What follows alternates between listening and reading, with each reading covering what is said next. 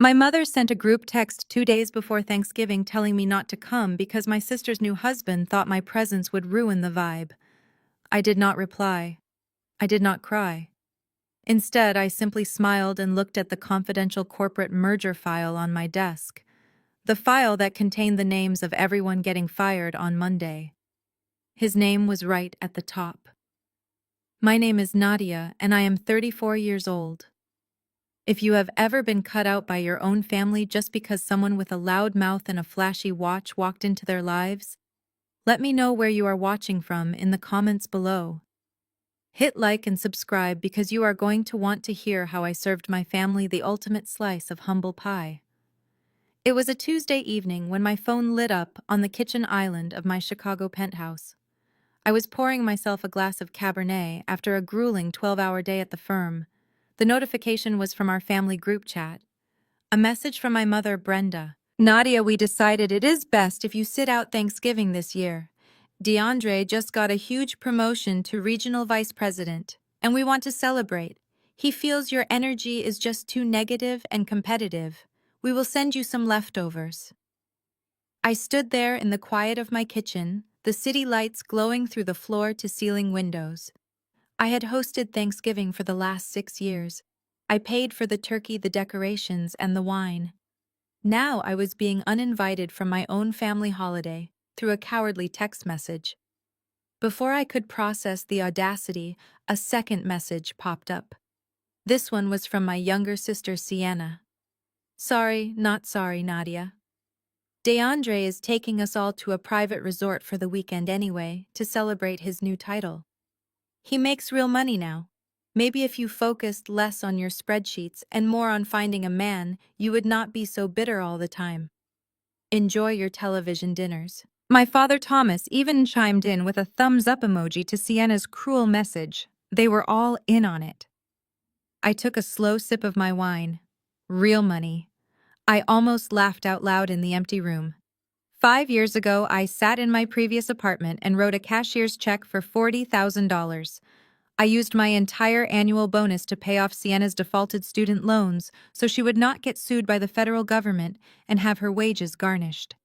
She cried on my shoulder that night, calling me her savior. Now she was tossing me aside for a guy who bought her a couple of designer bags. My parents always wanted a golden child to show off to their suburban friends. When Sienna married DeAndre, an African-American man with a silver tongue, a leased Mercedes, and an absolute obsession with flexing his lifestyle on social media, they practically worshipped the ground he walked on. He was loud. He bought them expensive dinners, and he made sure everyone knew exactly how successful he supposedly was. I was the exact opposite. I am a quiet, fiercely private woman.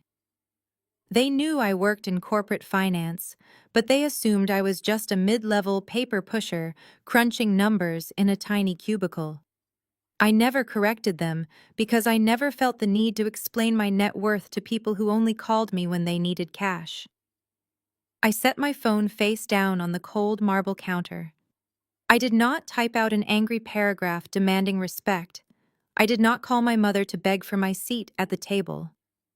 I walked over to my home office, sat down in my leather chair, and opened my laptop. I am the Senior Director of Mergers and Acquisitions Integration for one of the largest holding companies in the Midwest.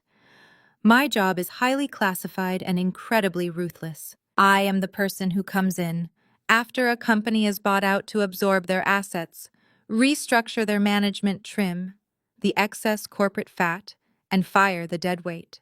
It requires a cold heart and a strategic mind. Luckily, my family had trained me well in being cold. I opened the encrypted portfolio for the corporate acquisition taking place first thing Monday morning. The ink on the buyout contract had just dried that afternoon. The target company was Apex Media. I scrolled past the financial summaries and clicked directly on the restructuring roster. I needed to look at the list of redundant management personnel slated for immediate termination.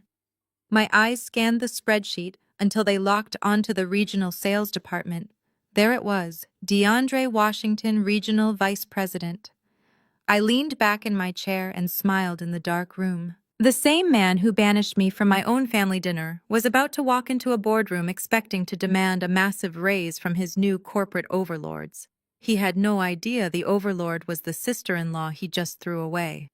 You can enjoy your private resort and your Thanksgiving turkey this weekend, DeAndre. Because come Monday morning, I am going to show you exactly what real money looks like. Thursday morning arrived with a quiet stillness that usually only belongs to snowstorms and major holidays. While the rest of the country was busy stressing over dry stuffing and forced conversations with relatives they barely tolerated, I was sitting at my custom oak desk with a double shot of espresso. The panoramic view of Lake Michigan from my floor-to-ceiling windows was gray and turbulent, matching the storm I was about to bring down on Apex Media. I did not feel a single ounce of sadness about being excluded. The Thanksgiving void my mother assumed would crush my spirits was actually the most productive holiday I had experienced in years.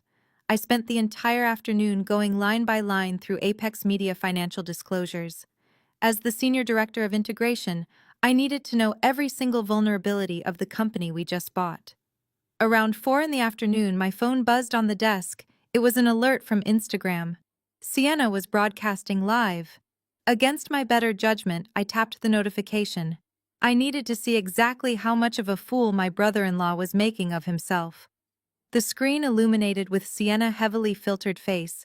She was standing in the private dining room of a high-end resort holding a glass of champagne. Her designer dress looked brand new and incredibly expensive. "Hey everyone!" Sienna cooed into the camera, tossing her hair over her shoulder.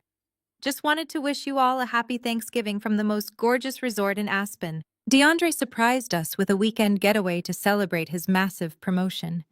I am so blessed to have a husband who actually provides and prioritizes family.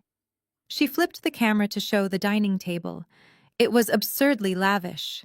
At the center sat a glistening bird covered in dark shavings. "This is a $400 truffle-infused turkey," Sienna bragged, zooming in on the ridiculous dish. Some people are probably sitting at home right now eating frozen dinners and staring at spreadsheets because they cannot keep a man. But not us. We know how to live. The dig was so obvious it was pathetic. She was broadcasting to her few thousand followers, but the message was aimed entirely at me. I watched as the viewer count ticked up. My parents were in the background of the video holding their own champagne glasses and laughing loudly. DeAndre stepped into the frame wearing a cashmere sweater that easily cost $1,000. He wrapped an arm around Sienna and kissed her cheek, playing the role of the perfect affluent patriarch. I glanced down at the comment section, scrolling at the bottom of the screen. My father Thomas had just typed a message from his account. "So proud of my son-in-law. The son I never had. You earned this luxury, DeAndre." I felt a brief, sharp sting in my chest. Not because I wanted to be the son he never had, but because I knew exactly how my father had struggled to pay off his own mortgage last year. I knew my parents were living on a fixed retirement income, yet they were sitting in a luxury resort, worshipping a man who was entirely built on a mountain of financial smoke and mirrors. I took a deep breath and let the sting fade. Emotions do not win corporate buyouts. Facts do. I was about to close the application when something in the background of the video caught my eye. The live stream was still running and Sienna had turned the camera back to herself to read comments. Behind her, DeAndre was standing at the edge of the dining room talking to a resort manager. The manager was holding a leather billfold, clearly presenting the check for their lavish private dinner and the $400 turkey. I paused the video. I maximized the screen on my laptop and enhanced the brightness. DeAndre was reaching into his designer wallet. He pulled out a sleek, heavy black metal card and handed it to the manager. It was not an American Express. It was not a personal Chase Sapphire. It had a very distinct geometric silver logo stamped on the top right corner. I leaned closer to the screen, my heart rate picking up slightly. I knew that logo. I had spent the last 8 hours staring at that exact same logo on the financial documents spread across my desk. It was the corporate card issued strictly to Apex Media executives. My mind started racing. Corporate expense accounts are meticulously regulated, especially during a buyout transition. Executives are authorized to use those cards for client dinners, travel, and business operations. They are absolutely not authorized to use them to buy $400 truffle turkeys for their in-laws at a luxury resort in Aspen. I grabbed my mouse and immediately logged into the secure portal for the merger. I had full administrative access to Apex Media Internal Accounting Network. I pulled up the real-time expense ledger for the regional sales department. I cross-referenced DeAndre Washington employee identification number. The screen loaded for a few seconds before generating his transaction history. Right there at the very top of the list was a pending charge for $6,800 at the St. Regis Aspen Resort, tagged under the category of client entertainment. I sat back in my chair and let out a soft laugh. DeAndre was not just arrogant, he was incredibly stupid. He had just handed me the exact weapon I needed to destroy him. Monday morning arrived with a crisp bite in the Chicago air. I stepped out of my town car and looked up at the towering glass and steel structure of my corporate headquarters. The building was an imposing monolith of power, reflecting the kind of ruthless business we conducted inside.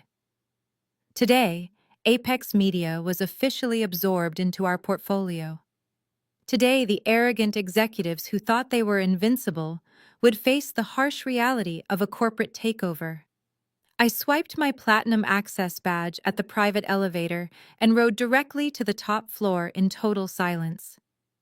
My corner office was already prepped for the day. My assistant had left a fresh black coffee and the finalized acquisition binders on my desk. I sat down, took a sip of the bitter coffee, and opened the master personnel file for Apex Media. The restructuring phase is always the most brutal part of my job. We buy bloated companies, strip away the useless management layers, and streamline operations for maximum profit. That inevitably means people lose their jobs, and I am the one who pulls the trigger. I flipped to the spreadsheet labeled Immediate Terminations. There were 42 names on the list. Right in the middle, highlighted in standard corporate red, was DeAndre Washington. His performance metrics were mediocre at best. His regional sales division had been bleeding revenue for 3 consecutive quarters, yet his personal expense reports were astronomical. Under normal circumstances, I would simply sign my name at the bottom of the page, hand the file to Human Resources, and let security escort him out of the building by noon. It would be an entirely clinical and detached process. But after the Thanksgiving stunt, and after seeing him blatantly use company funds to buy a luxury turkey and designer clothes for my sister, clinical was no longer an option. I wanted to look him in the eye. I wanted him to understand exactly who held his fate in her hands. I dragged my mouse across his name, unchecked the immediate termination box, and moved him to the mandatory executive review roster.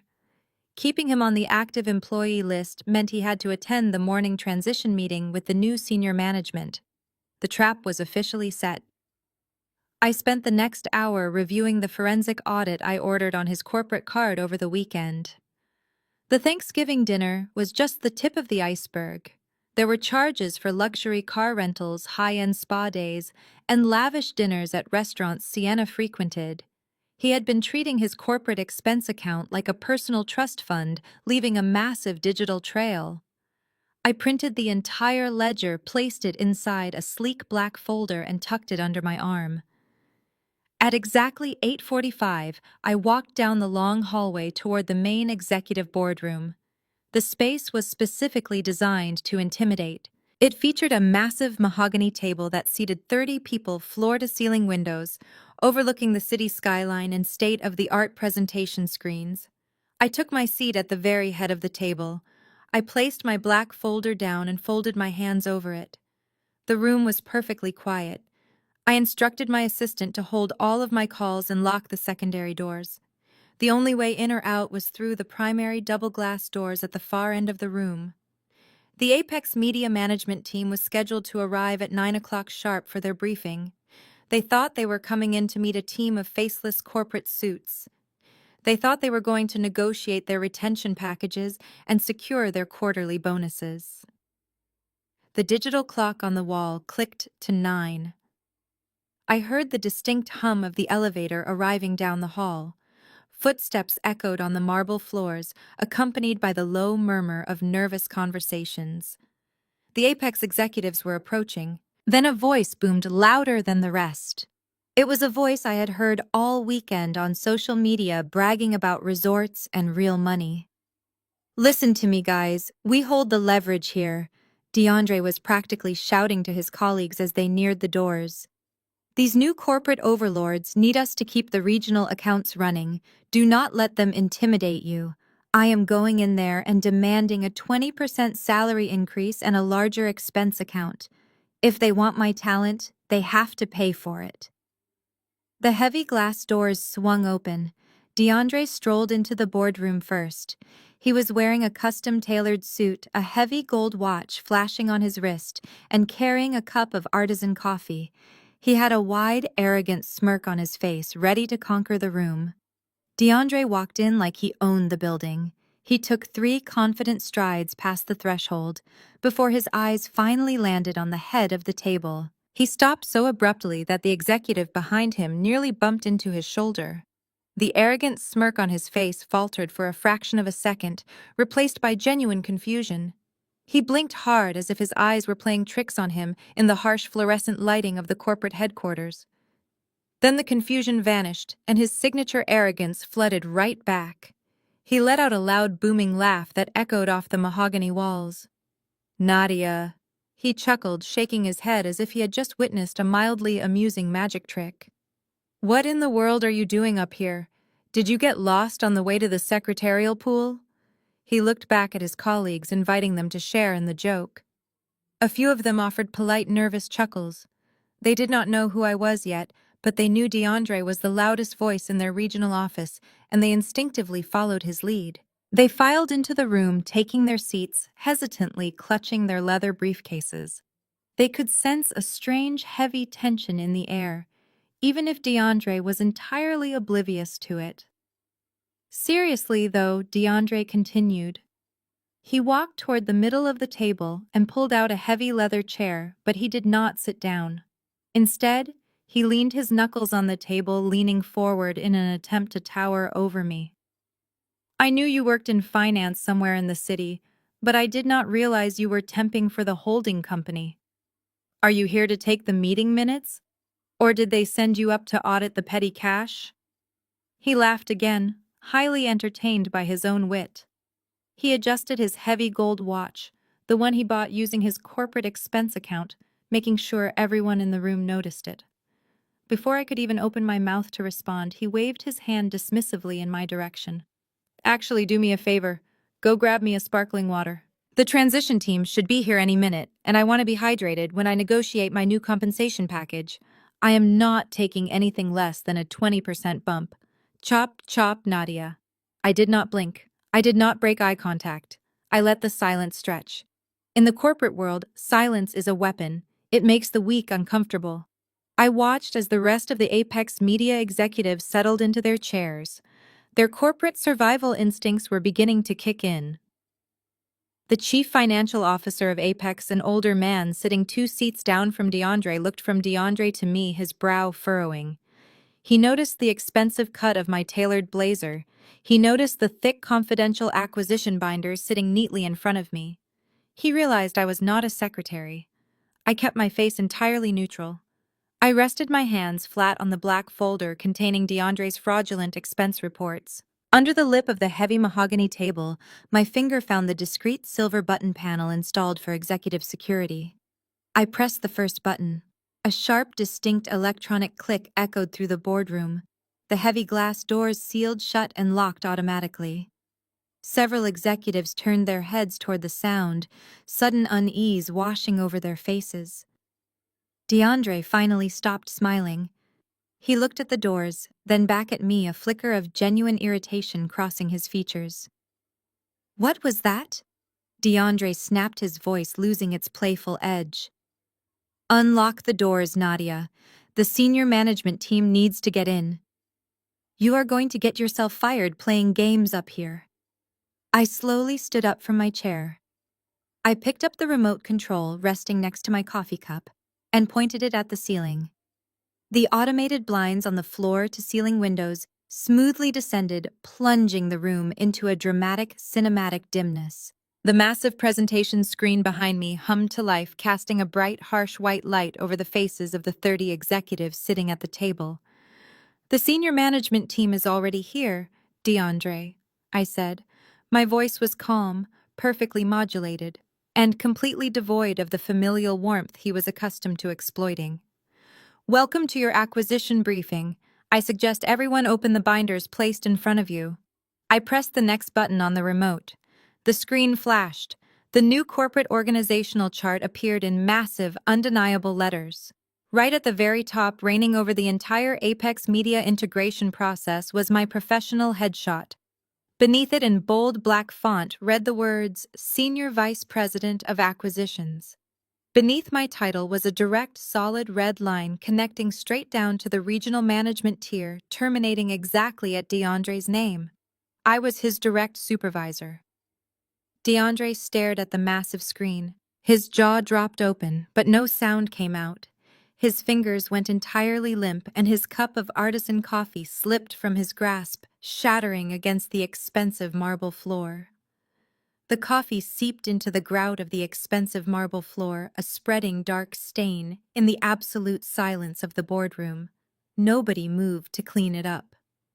DeAndre stared at the glowing white letters on the massive projection screen, his eyes darting back and forth as if reading the words over and over would somehow change their meaning. The tension in the room was so thick, it felt like physical weight pressing down on the chest of every Apex Media executive sitting at the table.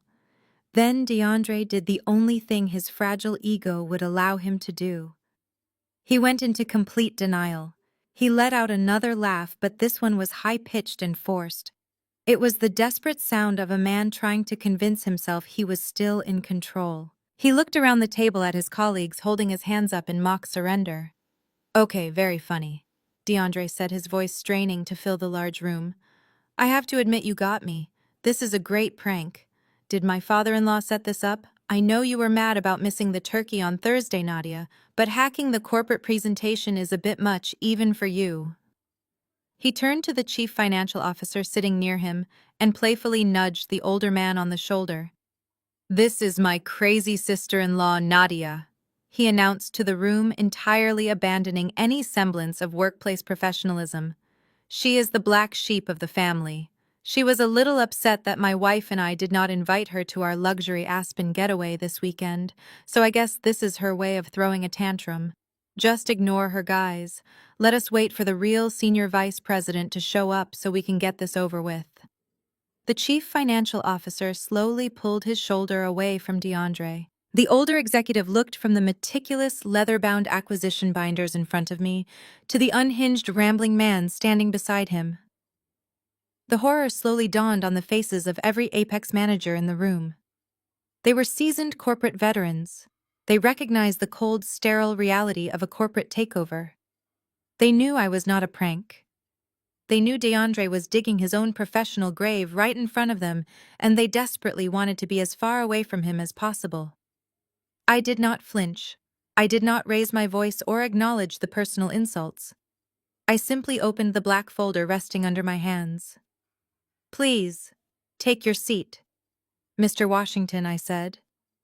My voice was icy, cutting through his nervous laughter like a scalpel.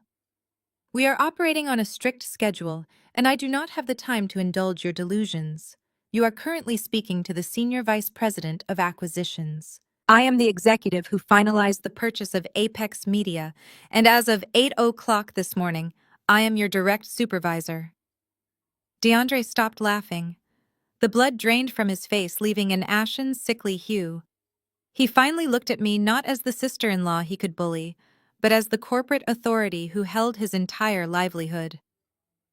"Since we are beginning the transition process," I continued, flipping open the first page of the forensic audit, "I am requiring an immediate line-by-line review of your third-quarter financial disclosures.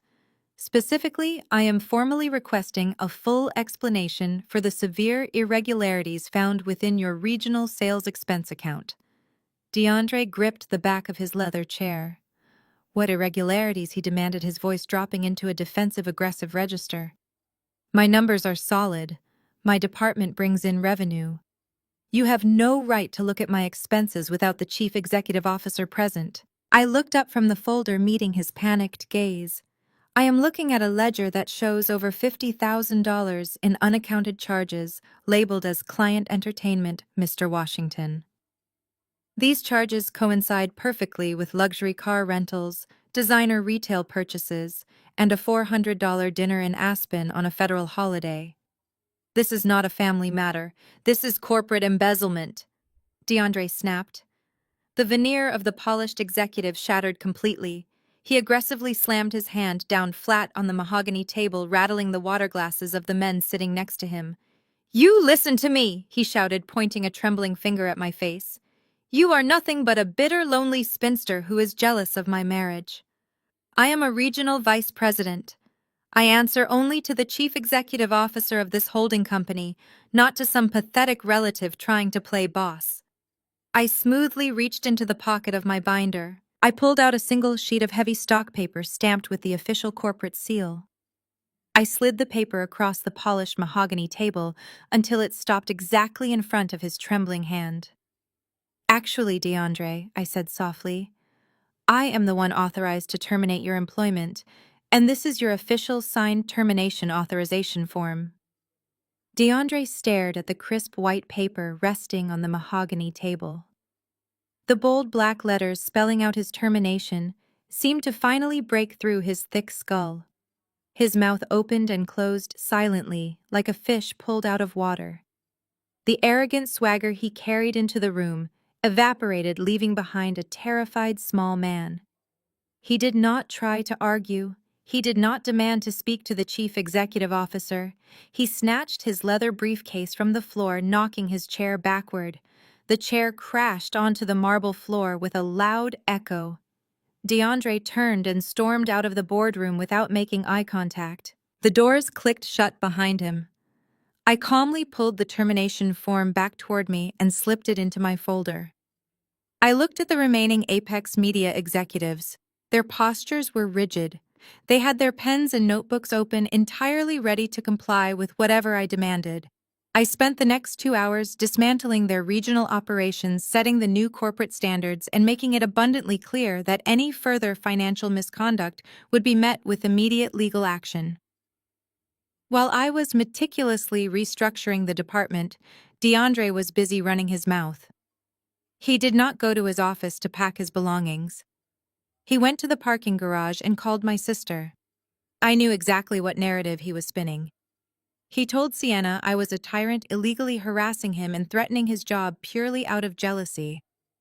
He claimed I was punishing him because I was bitter about their Thanksgiving getaway. Sienna, always playing the victim, immediately called the one person guaranteed to escalate the situation to maximum drama: our mother. By noon, I had wrapped up the acquisition briefing. I gathered my binders and rode the private elevator down to the main executive lobby to meet the legal team for lunch. The lobby is a quiet sanctuary of glass and polished steel filled with high-profile clients. But the serene atmosphere was violently shattered the moment the elevator doors opened. Nadia, the shrill, hysterical shriek bounced off the high ceilings. I stepped out of the elevator and saw my mother, Brenda, charging across the lobby. She bypassed the ground-floor security desk by faking a medical emergency, claiming her daughter was having a crisis upstairs. Now she was the crisis. She was wearing a thick cashmere coat with a recognizable designer emblem on the lapel. Her face was flushed dark red with rage. You vindictive, miserable excuse for a sister, Brenda screamed, not caring that heads were turning all over the lobby. Receptionists stopped answering phones. Senior partners paused their conversations to stare. I stood perfectly still, holding my leather binders, watching her storm toward me like a wild animal. DeAndre just called Sienna in tears, my mother yelled, stopping just a few feet away from me.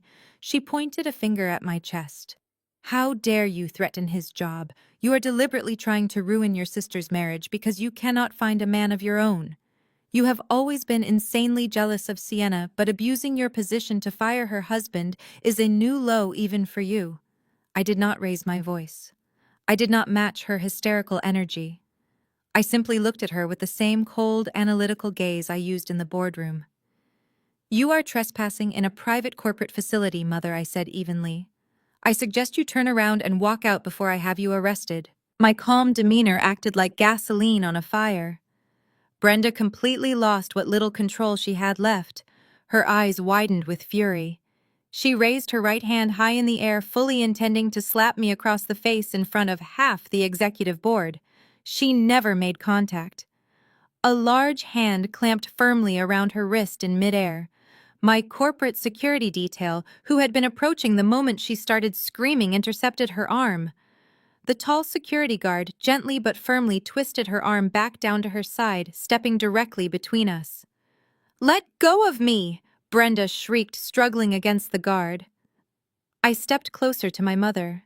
I looked her up and down, letting my eyes rest on the extravagant cashmere coat she was wearing. "You should be very careful about making a scene right now," I said, my voice carrying clearly across the quiet lobby. "Because that beautiful designer coat you are wearing was purchased on October 12th using stolen company funds from my corporate accounts. I am not ruining Sienna's marriage. I am preparing to hand a federal indictment to her husband.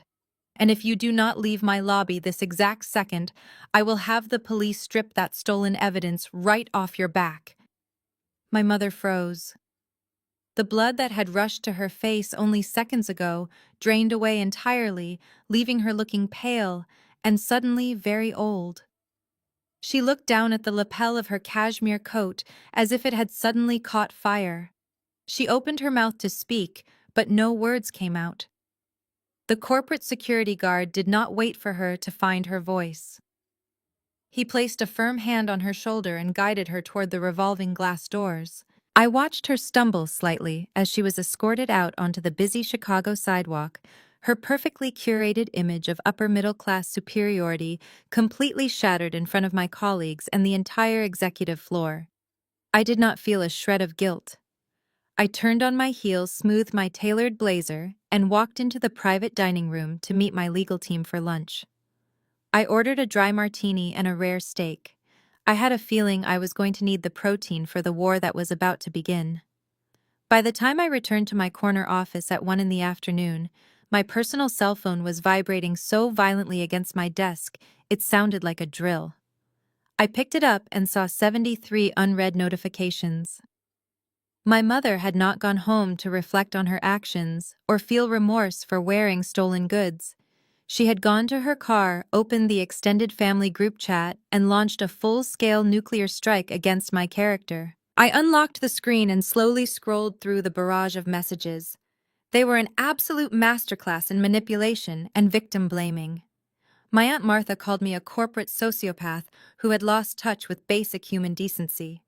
My Uncle Greg sent a massive paragraph about how I was tearing the family apart out of sheer spite because I was jealous of Sienna and her beautiful marriage.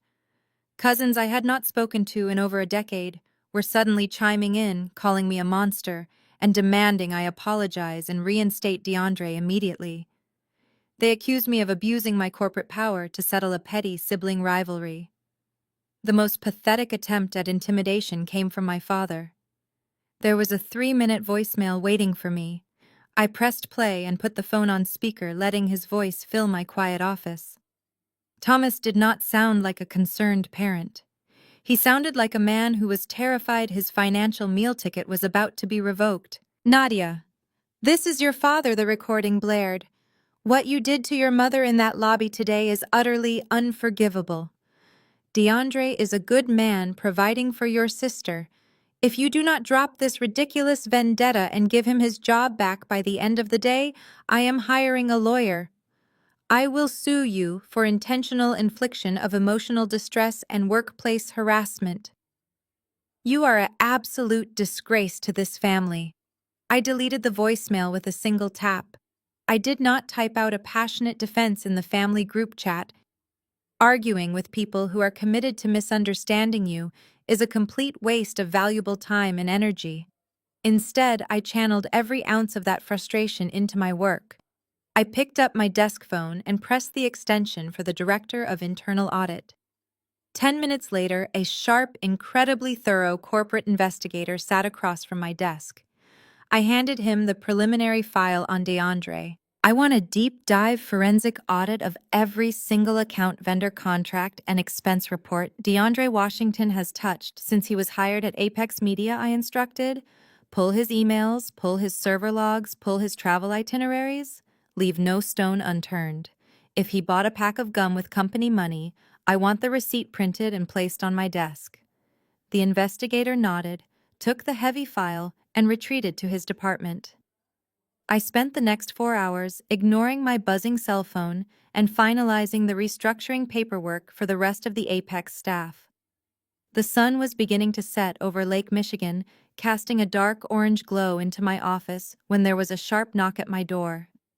The investigator walked back in. He did not look triumphant. He looked genuinely shocked by what he had uncovered.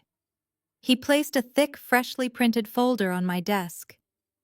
"You were right to order the deep dive," he said quietly. "The luxury dinners and the designer clothes were just the surface-level mistakes. He has been running a massive vendor fraud scheme for the last 2 years." I opened the folder. The top page was a dense wire transfer log. DeAndre had created a fake marketing agency, billing Apex Media for high-level consulting services that never actually existed. He approved the fraudulent invoices himself using his regional authority. I traced the routing numbers on the spreadsheet. The shell company was not registered in his name. It was a limited liability company registered directly to Sienna. DeAndre had funneled over $120,000 of corporate marketing funds directly into my sister's personal bank account to fund her lavish influencer lifestyle. The next morning at exactly 9 o'clock, I scheduled a formal disciplinary hearing in the Human Resources Department. I sat at the polished conference table next to our Vice President of HR. We were waiting for DeAndre to surrender his company badge and sign the final offboarding documents. But when the frosted glass doors swung open, DeAndre was not holding his security badge. He was holding a leather briefcase, and he was not alone. He strutted into the room accompanied by a tall, aggressive-looking man in a custom pinstripe suit.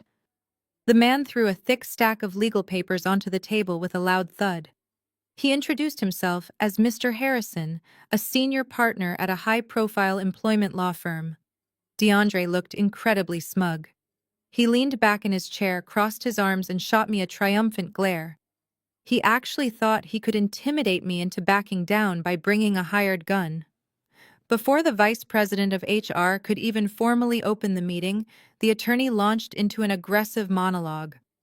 He paced the length of the conference room, pointing an accusing finger in my direction. He claimed that the termination was completely baseless and driven by a toxic personal vendetta. He tossed around legal buzzwords with practiced ease, threatening us with a massive civil lawsuit for workplace harassment discrimination and a hostile work environment. My client has an immaculate track record of driving revenue for Apex Media, Mr. Harrison proclaimed loudly, slapping his hand against the mahogany table. What we have here is a clear-cut case of retaliation. A newly appointed corporate officer abusing her executive power to settle a petty family dispute. We are not just demanding my client be reinstated immediately with full back pay. We are demanding a public apology and a 7-figure settlement for the severe emotional distress inflicted upon him and his pregnant wife. DeAndre nodded along enthusiastically to every word. He looked at me as if he had already won the lottery. "Tell your father I said hello, Nadia." DeAndre sneered across the table. He was so confident that his loud lawyer had terrified the corporate HR department into absolute submission. I let the tense silence hang in the room for a long moment.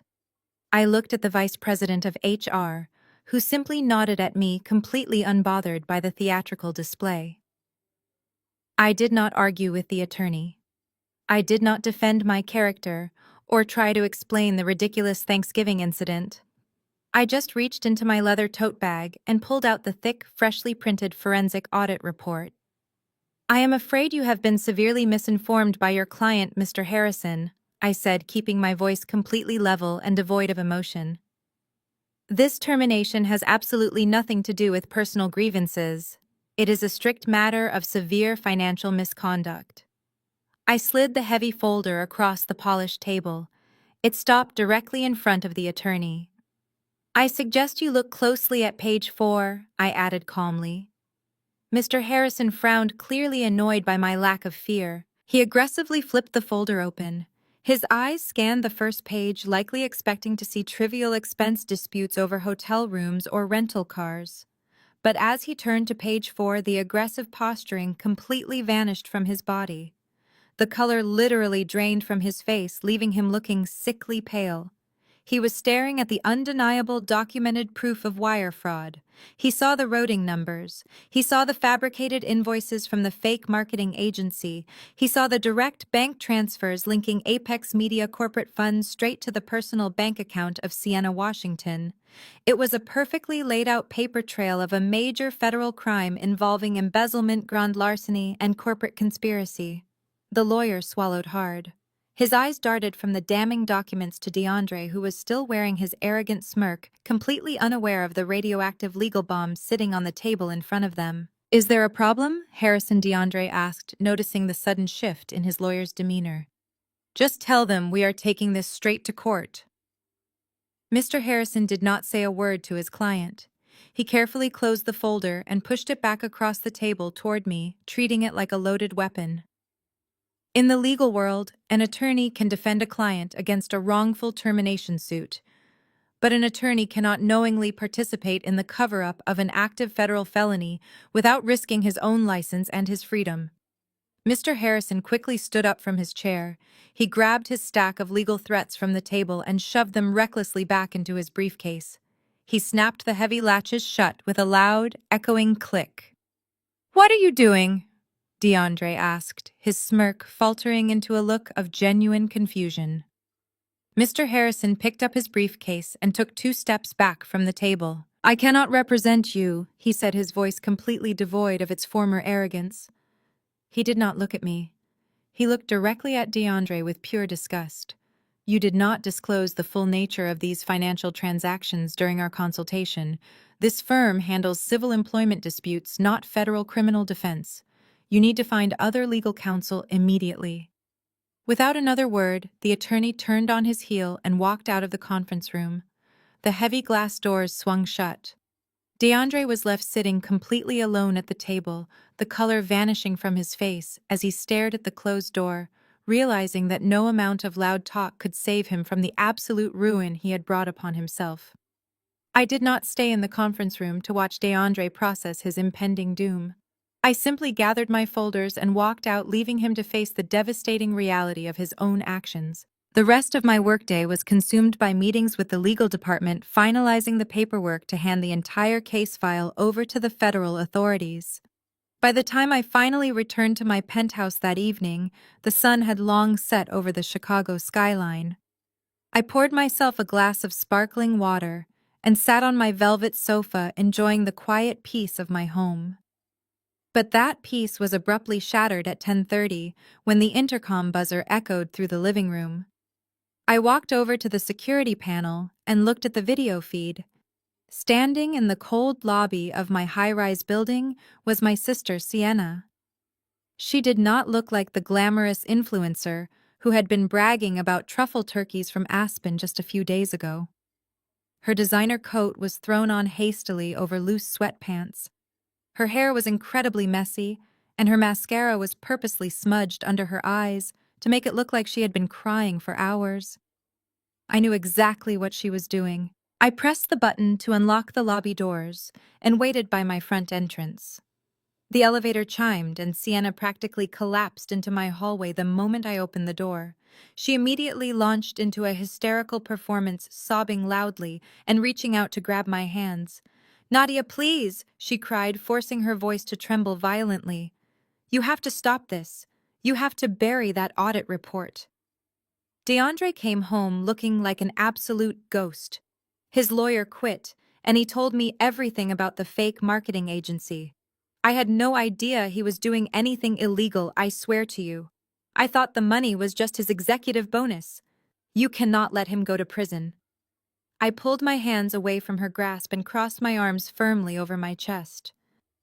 You are a registered co-owner of that shell company, Sienna, I replied coldly. Do not insult my intelligence by playing the naive housewife. You knew exactly where those massive six-figure deposits were coming from. Sienna dropped to her knees right there on my hardwood floor, playing her ultimate trump card.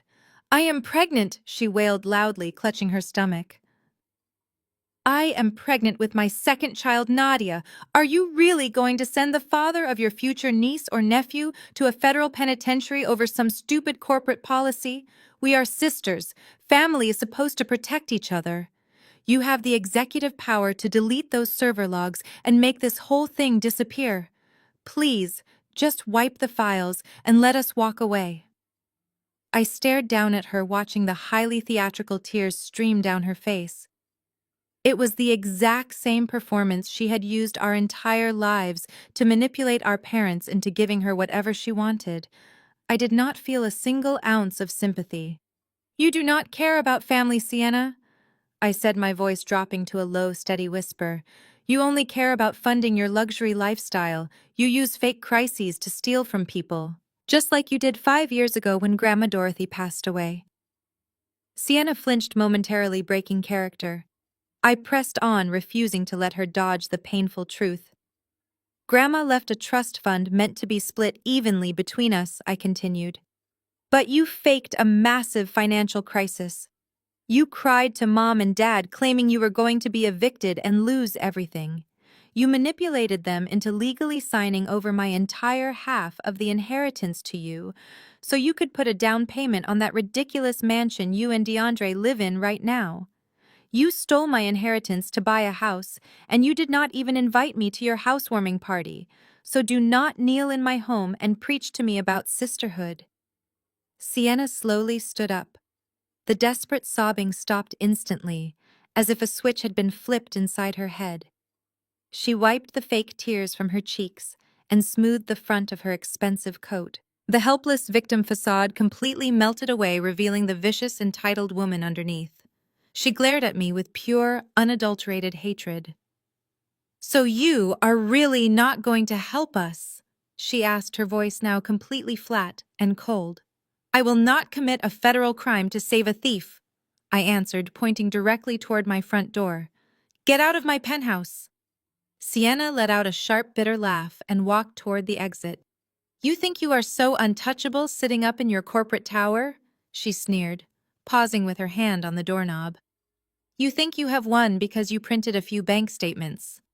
But DeAndre is not going down without a fight. He knew you would act like a self-righteous snob. That is why he prepared a backup plan. Enjoy your quiet night, Nadia, because by tomorrow morning his new narrative is going to hit the press and it is going to completely destroy your career. She slammed the door behind her, leaving me standing in the silence. The door slammed with a finality that echoed through the long hallway of my penthouse. I did not run after her.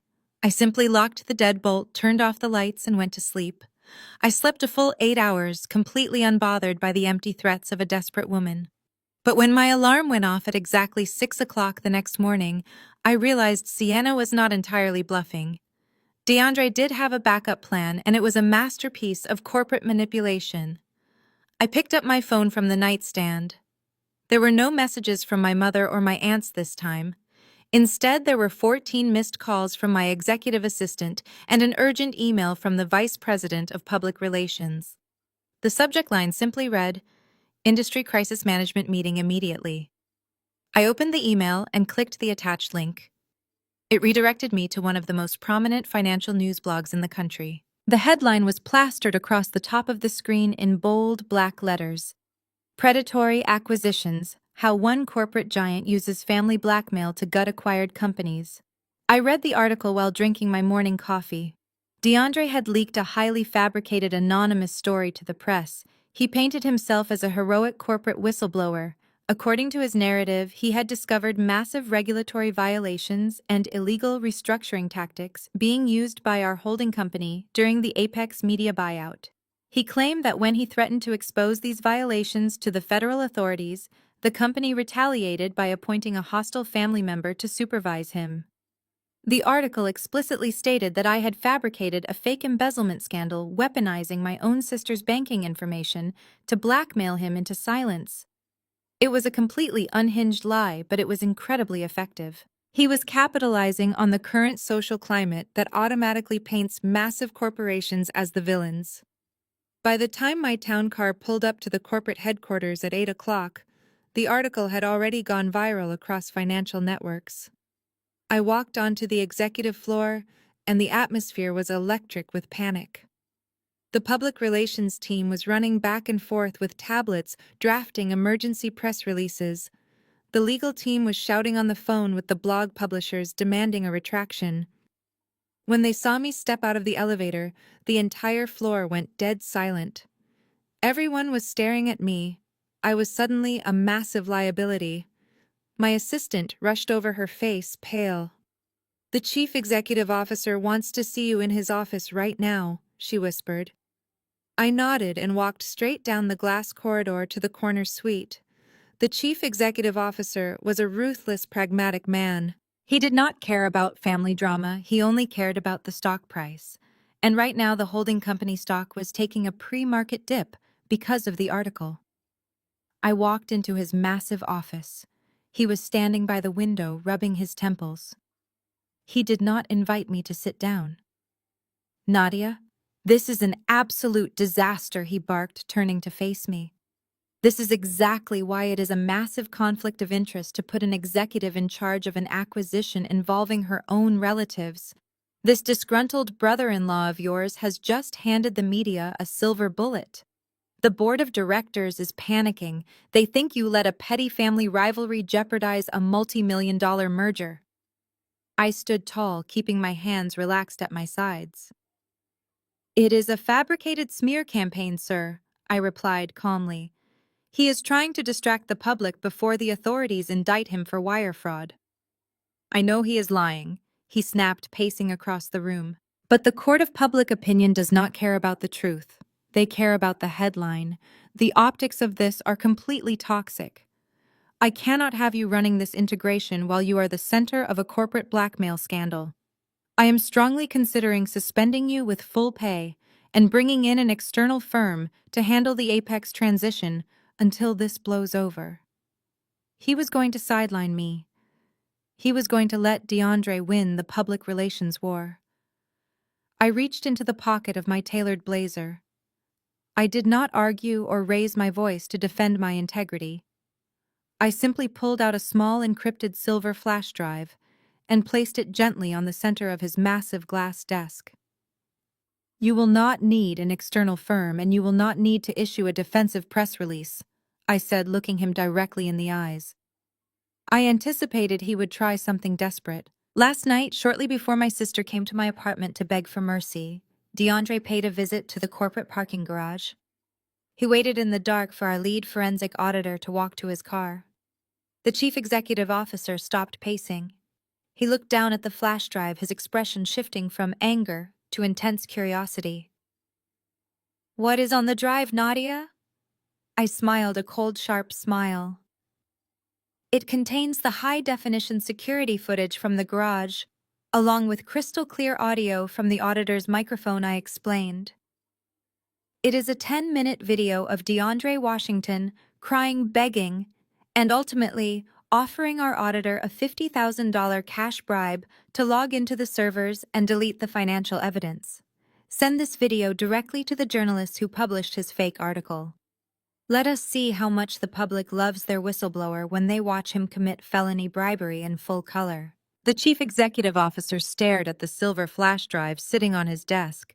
The panic that had gripped the executive floor only moments ago evaporated from his face, replaced by a cold, calculating satisfaction. He picked up the drive, plugged it into his secure terminal, and watched the footage.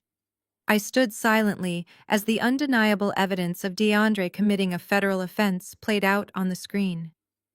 The chief executive officer did not suspend me. He immediately instructed the legal department to forward the footage to the federal authorities and the journalists who published the fake article. The smear campaign was dead before lunch, but the corporate victory did not stop the bleeding in my personal life.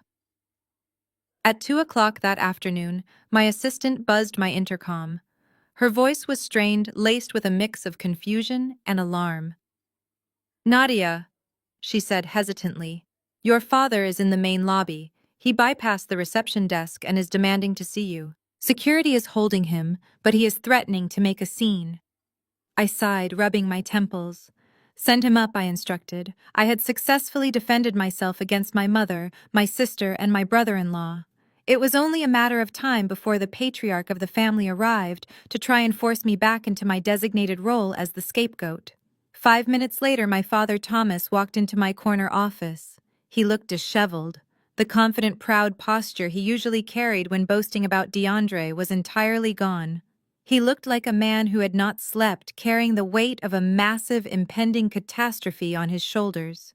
He closed the heavy oak door behind him and stood in the center of the room. He did not offer a greeting. He did not ask how I was doing after the vicious article his son-in-law had leaked to the press.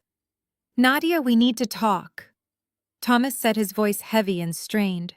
He paced across the carpet, refusing to make eye contact with me. This entire situation has gotten completely out of hand. Sienna called me this morning crying hysterically. She said you have some sort of video that proves DeAndre tried to bribe an auditor. He tried to bribe an auditor, I corrected him calmly. The video just documents the felony. Sit down, Dad. Thomas ignored the chairs across from my desk. He stopped pacing and finally looked directly at me. His eyes were wide with a desperate, frantic energy. You have to take the fall for this, Nadia. He blurted out, the words tumbling from his mouth in a rush. I stared at him, genuinely stunned. The audacity of the demand was so profound that for a moment I could not process what he was saying. Take the fall for what? I asked, my voice dangerously low. For the embezzlement, for the bribery, for the fake marketing agency. You are a senior executive, Thomas pleaded, stepping closer to my desk. You know how these corporate games work. You can tell your bosses that you authorize those marketing expenses. You can say the bribery attempt was a misunderstanding, a poorly phrased negotiation. You have the power to protect him. If DeAndre goes down for wire fraud, the federal government will freeze all his assets. They will seize everything he owns. Let them, I replied coldly. He stole that money. He deserves to lose everything. You do not understand, Thomas shouted, slamming his hand against the back of the leather chair. He leaned forward, his face pale and sweating. It is not just his assets, Nadia. It is my assets. It is your mother's assets. I leaned back in my chair, suddenly sensing a much darker, much deeper betrayal lurking beneath his panic. What did you do, Dad? I demanded. Thomas swallowed hard, his hands trembling slightly. 2 years ago, when DeAndre and Sienna bought that new mansion in the suburbs, the bank would not approve the mortgage based on DeAndre's base salary alone. They needed a guarantor, a co-signer with substantial equity.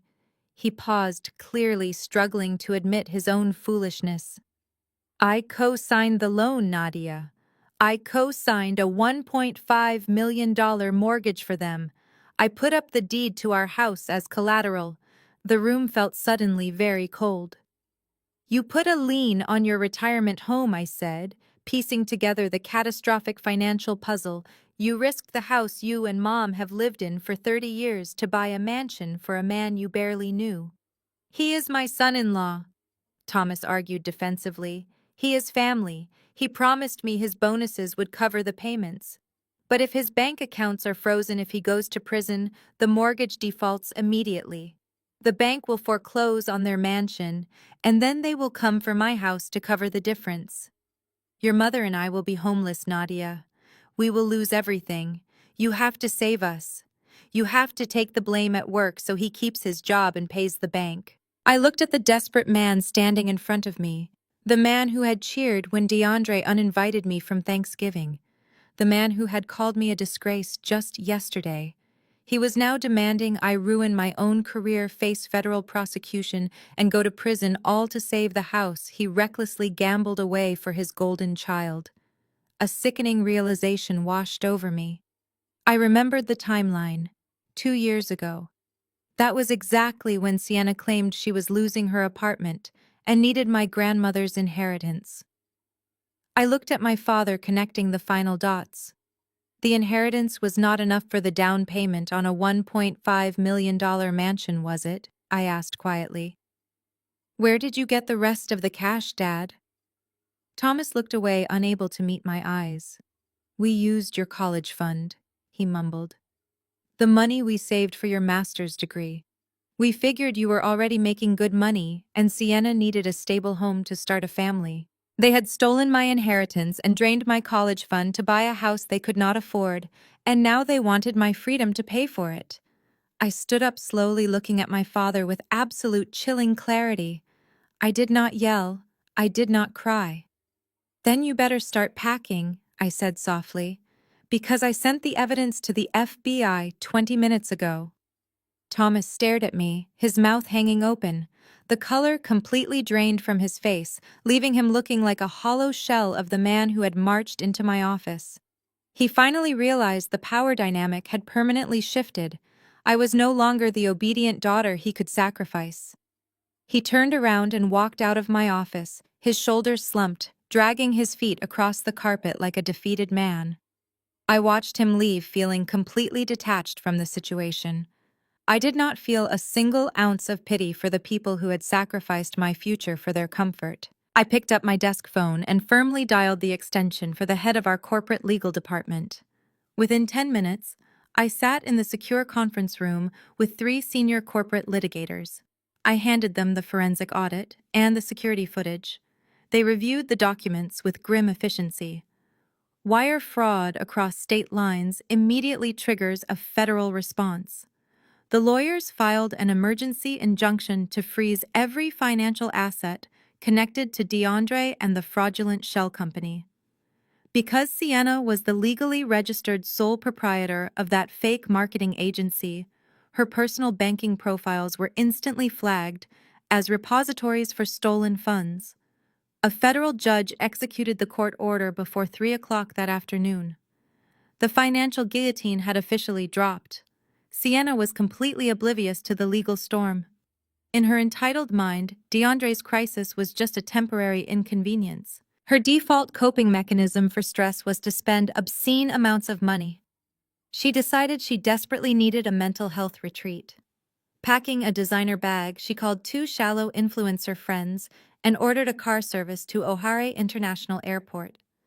She planned to fly to a luxury wellness resort in Sedona, leaving her husband to deal with his mess. Sienna and her friends strutted up to the Premier Airline counter. She confidently asked the ticketing agent to upgrade all 3 of their coach tickets to first-class suites. The agent gave her the total amounting to over $4,000. Sienna did not flinch. She handed over her platinum credit card with an arrogant flourish. She turned back to her friends, loudly bragging about the deep tissue massages they were going to enjoy. The agent swiped the card. A loud beep echoed from the machine. She tried again. "I am sorry, ma'am," the agent said. "This card is coming up as declined." Sienna rolled her eyes. "Just run it again," she snapped. "The machine is probably broken. I have a massive credit limit."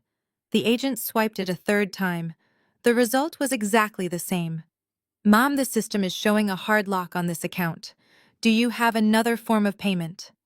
Sienna snatched the card back, flushing red, as her friends exchanged confused glances. She dug out her debit card and slammed it onto the counter. "Use this one," she demanded. "There is over $100,000 in our primary checking." The agent inserted the debit card. The screen flashed red. The agent looked up with genuine concern.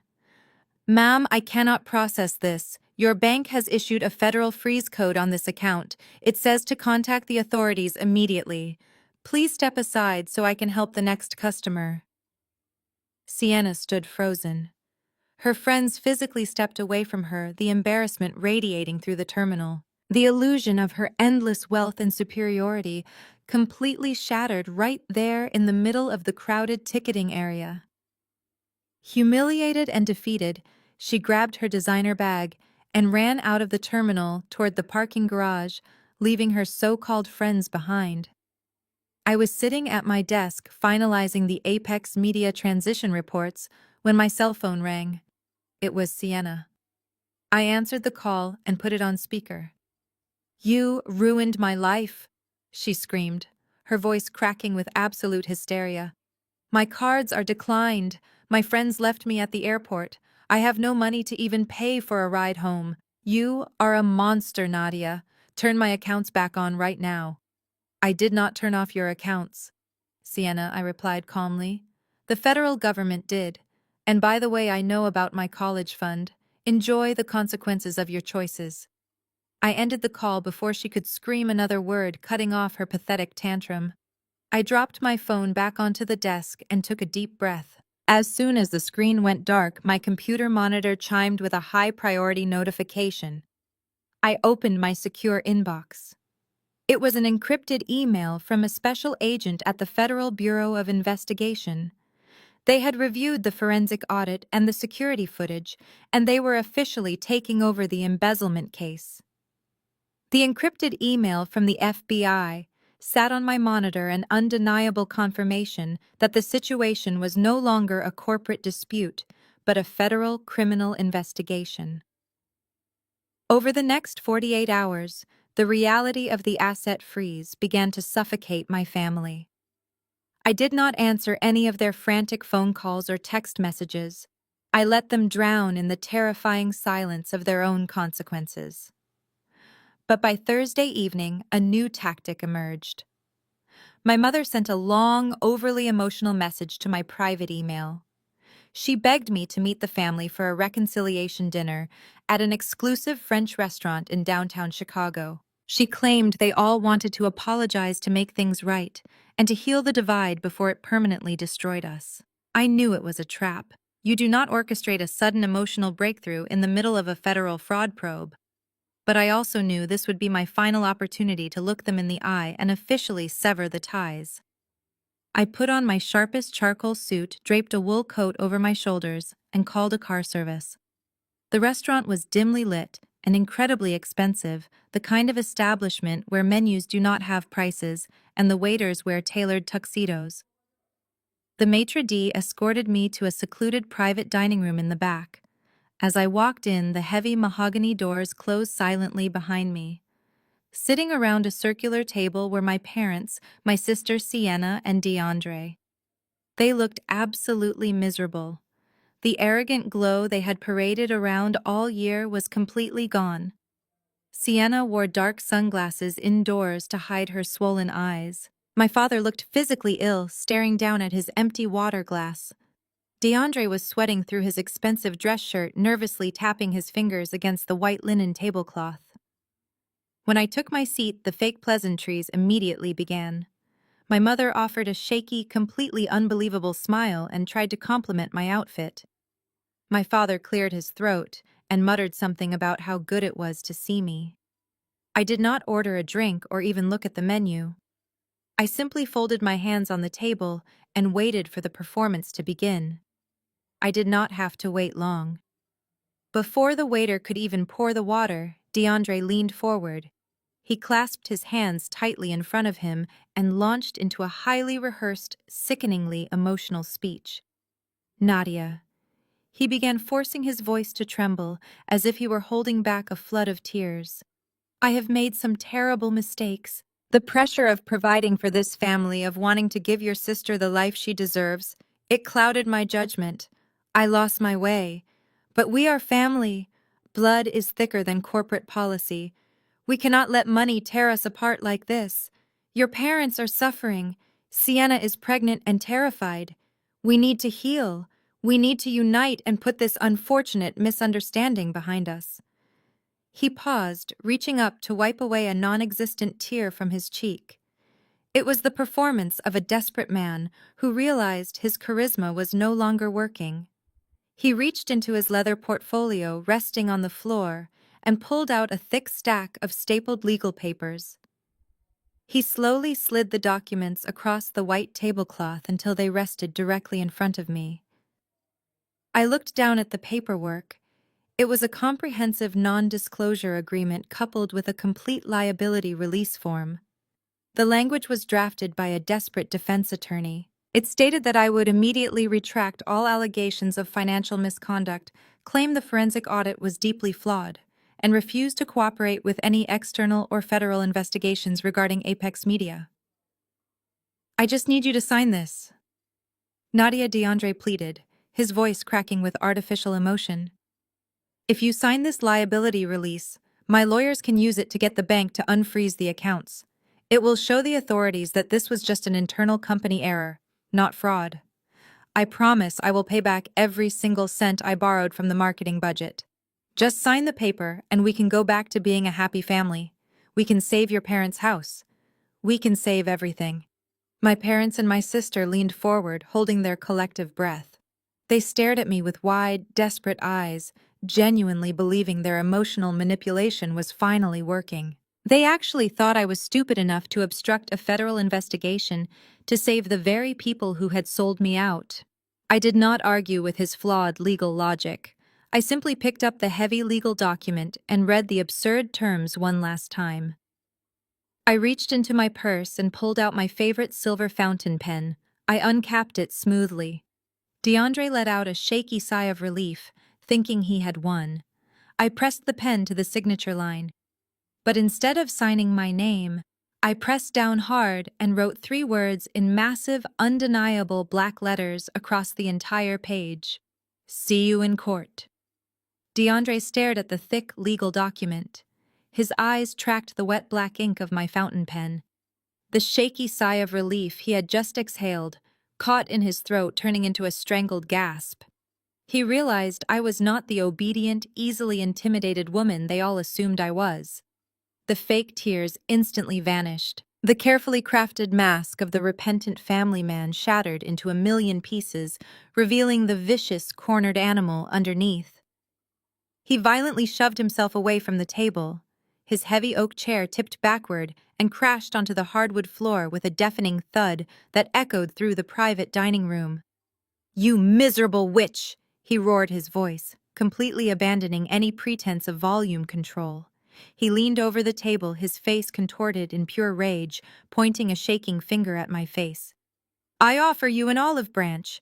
I offer you a chance to save your parents from financial ruin, and you spit in my face. You are nothing but a soulless corporate robot. You have no heart. You are destroying your own blood for what? For a promotion. To look good for your billionaire bosses." His shouting was so loud that the thick mahogany doors could not contain it. I could hear the faint murmur of the main dining room falling completely silent as the wealthy patrons stopped eating to listen to the meltdown. My parents did not tell him to lower his voice. They did not reprimand him for screaming at their daughter in a public place. Instead, they turned their collective fury directly onto me. Thomas slammed his fist down on the white tablecloth, rattling the expensive crystal wine glasses. "DeAndre is right," my father spat, his face red with indignation. "You are completely dead inside, Nadia. A normal human being would want to protect their family, but you are just a cold, calculating machine. You would rather see your own sister homeless than show an ounce of forgiveness." Brenda grabbed a linen napkin and pressed it to her face, unleashing a fresh wave of theatrical tears. "You are a monster," she cried out, glaring at me over the white fabric. "We raised you better than this. You are no daughter of mine. If you walk out that door without signing that paper, you are dead to us. We will never speak to you again." I sat there, absorbing their venom. Their insults did not hurt me. In fact, they only validated every single choice I had made over the last few days. They were so deeply infected by DeAndre and his fraudulent wealth that they were willing to sacrifice my career, my freedom, and my morality just to maintain their illusion of status. I calmly placed the cap back onto my silver fountain pen and slipped it into my purse. I stood up, smoothing the wrinkles from my charcoal suit. I did not raise my voice to match their hysterical screaming. "You cannot fire me from a family I already quit," I said evenly, looking directly at my mother. "And you cannot threaten me with silence when your voices have brought me nothing but grief." Just as I picked up my wool coat, the mahogany doors nervously cracked open. The maitre d' and our assigned waiter stepped into the room, looking alarmed by the shouting. The waiter was holding a sleek black leather billfold. Before I had even arrived, My family had taken the liberty of ordering 2 bottles of vintage French champagne and an array of expensive seafood appetizers, fully assuming they would be celebrating my absolute surrender. "Is everything all right in here?" the maitre d' asked tentatively, eyeing the overturned chair. "Everything is perfectly fine," I replied with a polite smile. "I am leaving, but my family is just wrapping up their evening." I reached into my purse and pulled out a crisp $20 bill. I handed it directly to the waiter. "This is to cover my glass of tap water and for your excellent service tonight. The rest of the table will be taking care of the $850 tab." The waiter nodded, placing the heavy leather billfold directly in front of DeAndre. The screaming stopped instantly. The absolute horror of their financial reality suddenly crashed down upon them. DeAndre stared at the black leather folder as if it were a venomous snake. Sienna gasped, her hands flying to her mouth. Their bank accounts were frozen by a federal judge. Sienna had her credit cards declined at the airport just yesterday. They had absolutely zero access to any funds, and my parents had drained their own checking accounts trying to hire a defense attorney. They were sitting in a world-class restaurant with an $800 bill they had absolutely no way of paying. "You cannot do this," DeAndre panicked, patting his empty pockets out of pure reflex. "Nadia, wait." I did not wait. I turned my back on them and walked out of the private dining room. I strolled through the hushed main restaurant, ignoring the stares of the other patrons, and pushed through the heavy glass front doors into the crisp Chicago air. I pulled my wool coat tight against the wind and stepped onto the sidewalk. As I looked up, I stopped in my tracks. 3 dark, unmarked sport utility vehicles were aggressively pulling up to the curb directly in front of the restaurant, their red and blue dashboard lights flashing silently in the night. The federal agents had arrived. I stood on the cold concrete sidewalk, wrapping my wool coat tighter around my shoulders to block the biting wind. I watched as 4 agents in dark windbreakers with the bold yellow letters FBI printed across their backs stepped out of the sport utility vehicles. They did not rush the building with weapons drawn like characters in an action movie. They moved with a terrifying calm precision that only comes from absolute authority. I stepped aside, blending completely into the dark shadows of the restaurant awning, as 2 of them pushed through the heavy glass doors I had just exited. I had a perfect view through the large front windows of the restaurant. The maitre d' stepped forward, raising his hands to stop them from entering the main dining room. One agent simply flashed a gold badge clipped to his belt, and the resistance crumbled instantly. The restaurant manager pointed a trembling finger toward the back hallway. The agents marched straight past the crowded dining area, weaving purposefully through the tables of wealthy patrons who dropped their expensive silverware to stare in shock. They headed directly for the private dining room. I watched as the heavy mahogany doors were pushed open once again. DeAndre was still standing right where I left him by the table, likely sweating over how to escape paying an $800 dinner bill with frozen bank accounts. When the federal agents walked into the room, all the remaining color drained from his face. He actually took a physical step backward, bumping hard against the expensive wallpaper. The lead agent did not pull out a pair of steel handcuffs. Instead, he reached into his interior jacket pocket and produced a thick sealed manila envelope. I could not hear the exact words through the thick glass window, but the posture was undeniable. "DeAndre Washington, you are being served with a federal subpoena for financial records and a summons to appear before a grand jury." Sienna, who had spent the last 2 days conjuring up fake tears to manipulate my emotions, finally experienced genuine, unadulterated terror. The reality of federal agents standing in a luxury restaurant holding court documents was entirely too much for her fragile, carefully curated reality to handle. She grabbed the edge of the white tablecloth, her eyes rolling back into her head and her knees buckled. She fainted for real, hitting the carpeted floor with a soft thud, dragging a crystal water glass down with her. It shattered next to her head, but she did not move. My father dropped to his knees in a panic to check on Sienna, but my mother lost her mind completely. Brenda, severely lacking any self-preservation instincts or basic understanding of federal law, charged directly at the lead agent. Her suburban entitlement convinced her she could simply yell her way out of a federal investigation. She started screaming, pointing her manicured finger right in the agent's face, aggressively waving her arms to shoo him away. I watched the second agent immediately step forward, placing his hand firmly on his utility belt, commanding her to back away. She did not listen. She shoved the agent on the shoulder, actively trying to block them from handing the manila envelope to DeAndre. The agent reacted with lightning speed. He swiftly grabbed her wrist, spinning her around and pinning her arm firmly behind her back. For a brief, glorious second, it looked like Brenda was going to be thrown to the floor, handcuffed and dragged out into a squad car for assaulting a federal officer. Thomas had to leap up from Sienna's side, physically pulling his wife back, begging the agents to forgive her hysterical outburst. DeAndre did not try to fight or defend his mother-in-law. He stood paralyzed, clutching the manila envelope against his chest as if it were a ticking bomb. The agents gave their final, stern warnings to my parents, turned around, and walked out of the room. They left my family in a state of absolute, undeniable devastation. But the worst part for DeAndre was not just the subpoena. It was the audience. The entire restaurant staff and dozens of wealthy patrons had their cell phones out. They were recording the entire humiliating spectacle. I turned away from the window, walked down the street toward my waiting car service, and went home to sleep peacefully. By the time I poured myself a fresh cup of coffee the next morning, my phone was buzzing wildly with local news alerts. DeAndre thought he could control the narrative by leaking a fake story to an obscure blog. But he severely underestimated the ruthless speed of modern media. The cell phone footage of the FBI confronting him in the restaurant had been sold overnight to a major Chicago news network. The morning headline did not mention me, and it did not mention my company. It read, "Prominent tech executive subpoenaed in massive corporate wire fraud scheme." His social status, his arrogant pride, and his fake influencer lifestyle were instantly obliterated. His social status, his arrogant pride, and his fake influencer lifestyle were instantly obliterated.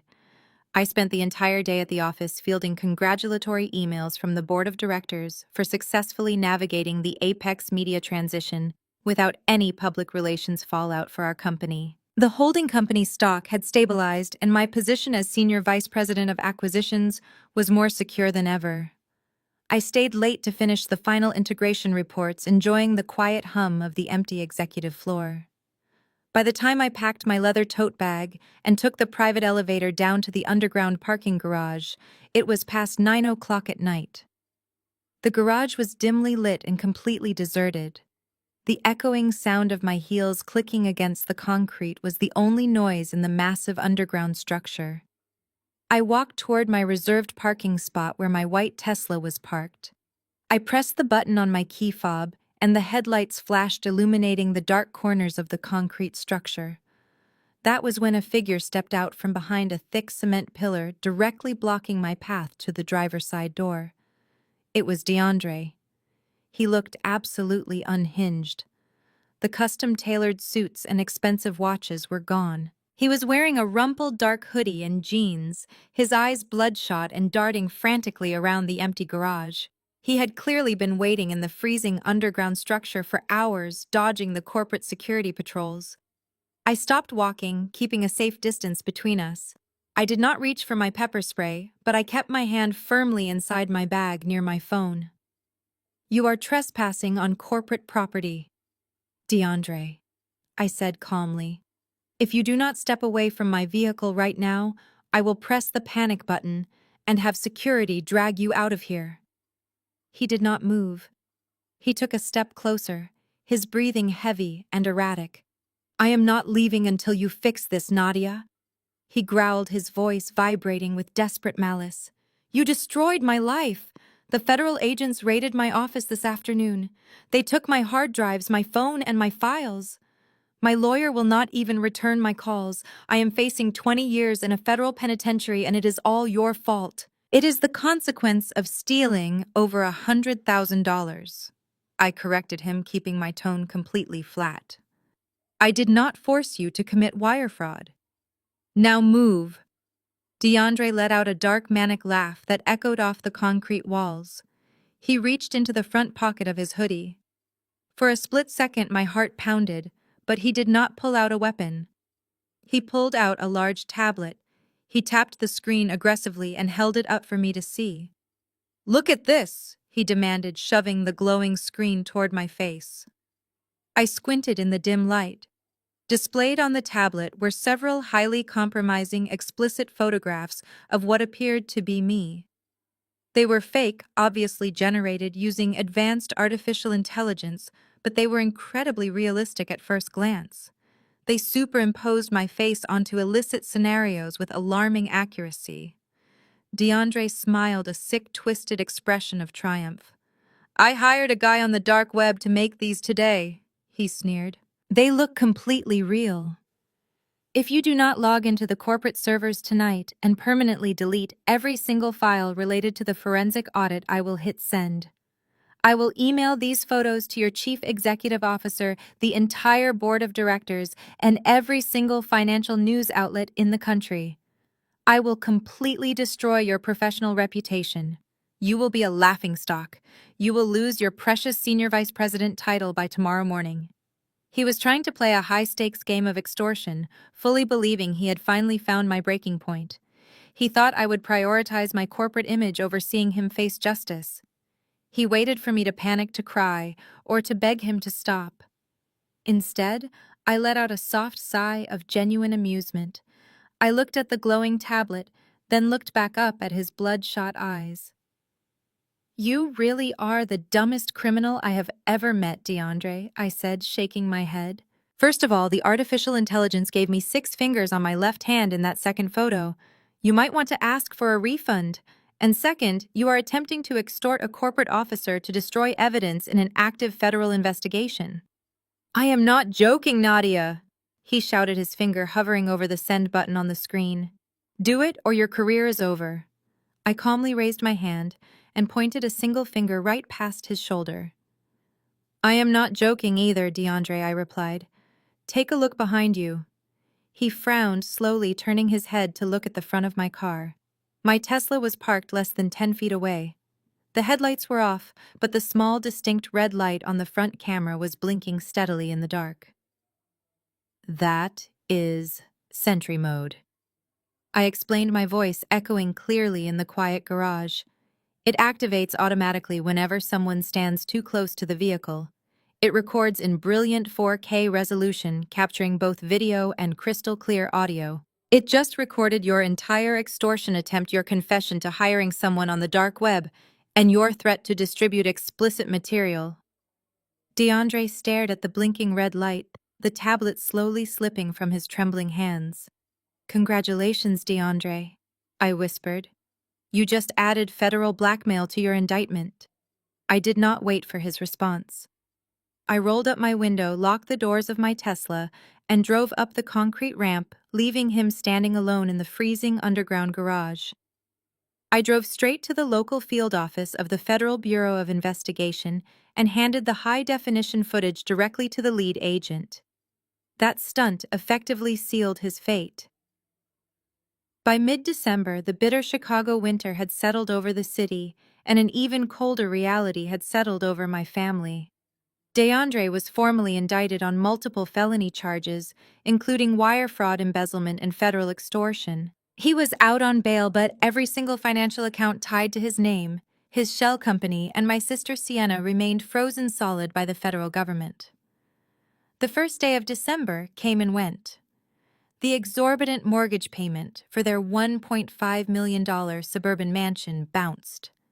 In standard financial situations, a bank might offer a brief grace period or a payment plan. But when an account is flagged by federal authorities for corporate fraud, financial institutions do not extend courtesies. They move to protect their assets with aggressive, ruthless speed. DeAndre and Sienna were swiftly issued a formal notice of default, demanding the arrears be paid immediately in certified funds, which, of course, they did not have. The financial avalanche did not stop at their lavish doorstep. Because my father had recklessly co-signed their massive loan and used his own home as collateral, the default triggered a devastating legal mechanism. 2 weeks later, a certified letter arrived at the modest house my parents had lived in for 30 years. A lien was officially being placed on their property. The bank was legally preparing to foreclose on both the luxury mansion and my parents' retirement home to recover the massive outstanding debt. It was a freezing Tuesday evening when my personal phone lit up. The caller identification displayed my mother's name, a sight that usually brought me immediate anxiety. I was sitting comfortably by my fireplace, reviewing revenue projections, enjoying a glass of red wine. I let the phone ring 3 times before I finally pressed the answer button. Nadia. The voice on the other end wailed. It was a sound of pure terror. Brenda was sobbing so violently she could barely form coherent sentences. The arrogant woman who had tried to physically assault me in a corporate lobby was completely gone. She was utterly broken. Nadia. Please do not hang up, Brenda cried, her breathing erratic. The bank sent a certified letter today. They are putting a lien on our house. They are going to take everything we have worked for. Your father is having severe panic attacks. We have no money to hire a defense lawyer. We cannot even afford groceries because our checking account was drained to pay the bail bondsman. I took a slow sip of my wine, staring at the warm flames. What exactly do you want me to do about it, Brenda? I asked, my voice entirely devoid of sympathy.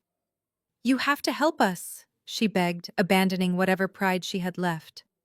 We were so unbelievably wrong about DeAndre. He lied to us about everything. Sienna finally admitted she knew about the fake marketing agency. They used us.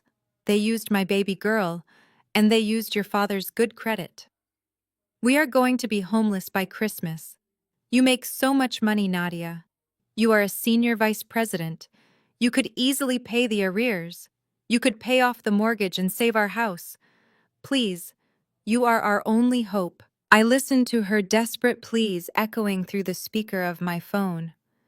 I thought about the woman who had happily drained my college fund to buy a house for the sister who despised me. I thought about how quickly they had thrown me away to celebrate a man who bought them luxury dinners with stolen money. You made your choice 5 years ago when you stole my inheritance, I said quietly. And you made your choice again when you banished me from the family holiday to protect a thief. I am not a bank, and I am certainly not your financial savior. Nadia, please, we are family, she sobbed loudly into the receiver. You cannot leave us out in the cold for the holidays. I leaned back in my leather chair, watching the snow fall outside my windows. Actually, Mother, I can, I replied. I remember very clearly what you told me last month. I would not want to ruin the holiday vibe by paying your bills. I pressed the red button on my screen. The line went dead. The line went dead. I set the phone face down on the mahogany side table and turned my attention back to the crackling fire. I felt no guilt. I felt absolutely nothing for the people who had engineered their own destruction. The rest of the week passed with brutal efficiency. DeAndre was scrambling to find a public defender who would take his complex federal case while my parents were desperately trying to negotiate with a bank that had no interest in their tears. But the most revealing moment of this entire ordeal did not come from my parents or my brother-in-law. It came on a Friday afternoon, right before the holidays, when my office intercom buzzed. My assistant's voice came through the speaker. Nadia, your sister is in the reception area. She says she has highly confidential information regarding the Apex Media investigation and insists on speaking with you privately. I raised an eyebrow. Sienna showing up at my corporate office instead of my penthouse meant she was treating this as a business transaction. Send her in, I replied. A moment later, my office door opened. Sienna slipped inside, quickly shutting the heavy oak door behind her as if she were being followed. She looked completely different from the hysterical woman who had fainted in the restaurant. Her hair was pulled back into a severe ponytail, and she was wearing a sharp, dark trench coat. She looked cold, calculated, and entirely focused on survival. She walked over to my desk and dropped a thick, unmarked manila folder right next to my keyboard. "What is this, Sienna?" I asked, leaning back in my leather chair. "This is your golden ticket," she said, her voice dropping to a conspiratorial whisper. She leaned over my desk, looking at me with wide, intense eyes. DeAndre is going down. I know that now. The feds took his computers, but they did not find everything. He kept a secondary ledger, a physical book detailing kickbacks he took from local vendors before your company even bought Apex. He hid it in our attic. I found it this morning. I looked at the manila folder, but did not touch it. And why are you bringing this to me instead of the federal authorities?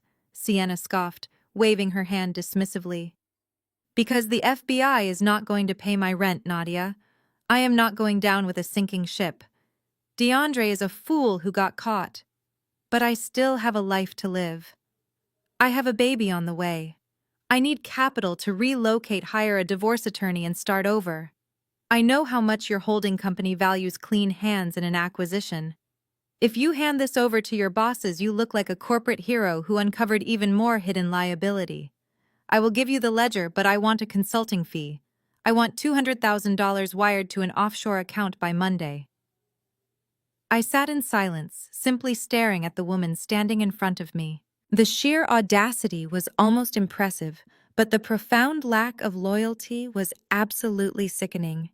Just weeks ago, she was broadcasting live on social media, mocking my single status, and praising DeAndre as the ultimate provider. She had happily spent the money he stole, wearing designer clothes and eating truffle turkeys. But the absolute second the money dried up and the consequences arrived, she was ready to sell the father of her children to the highest bidder without a single ounce of hesitation.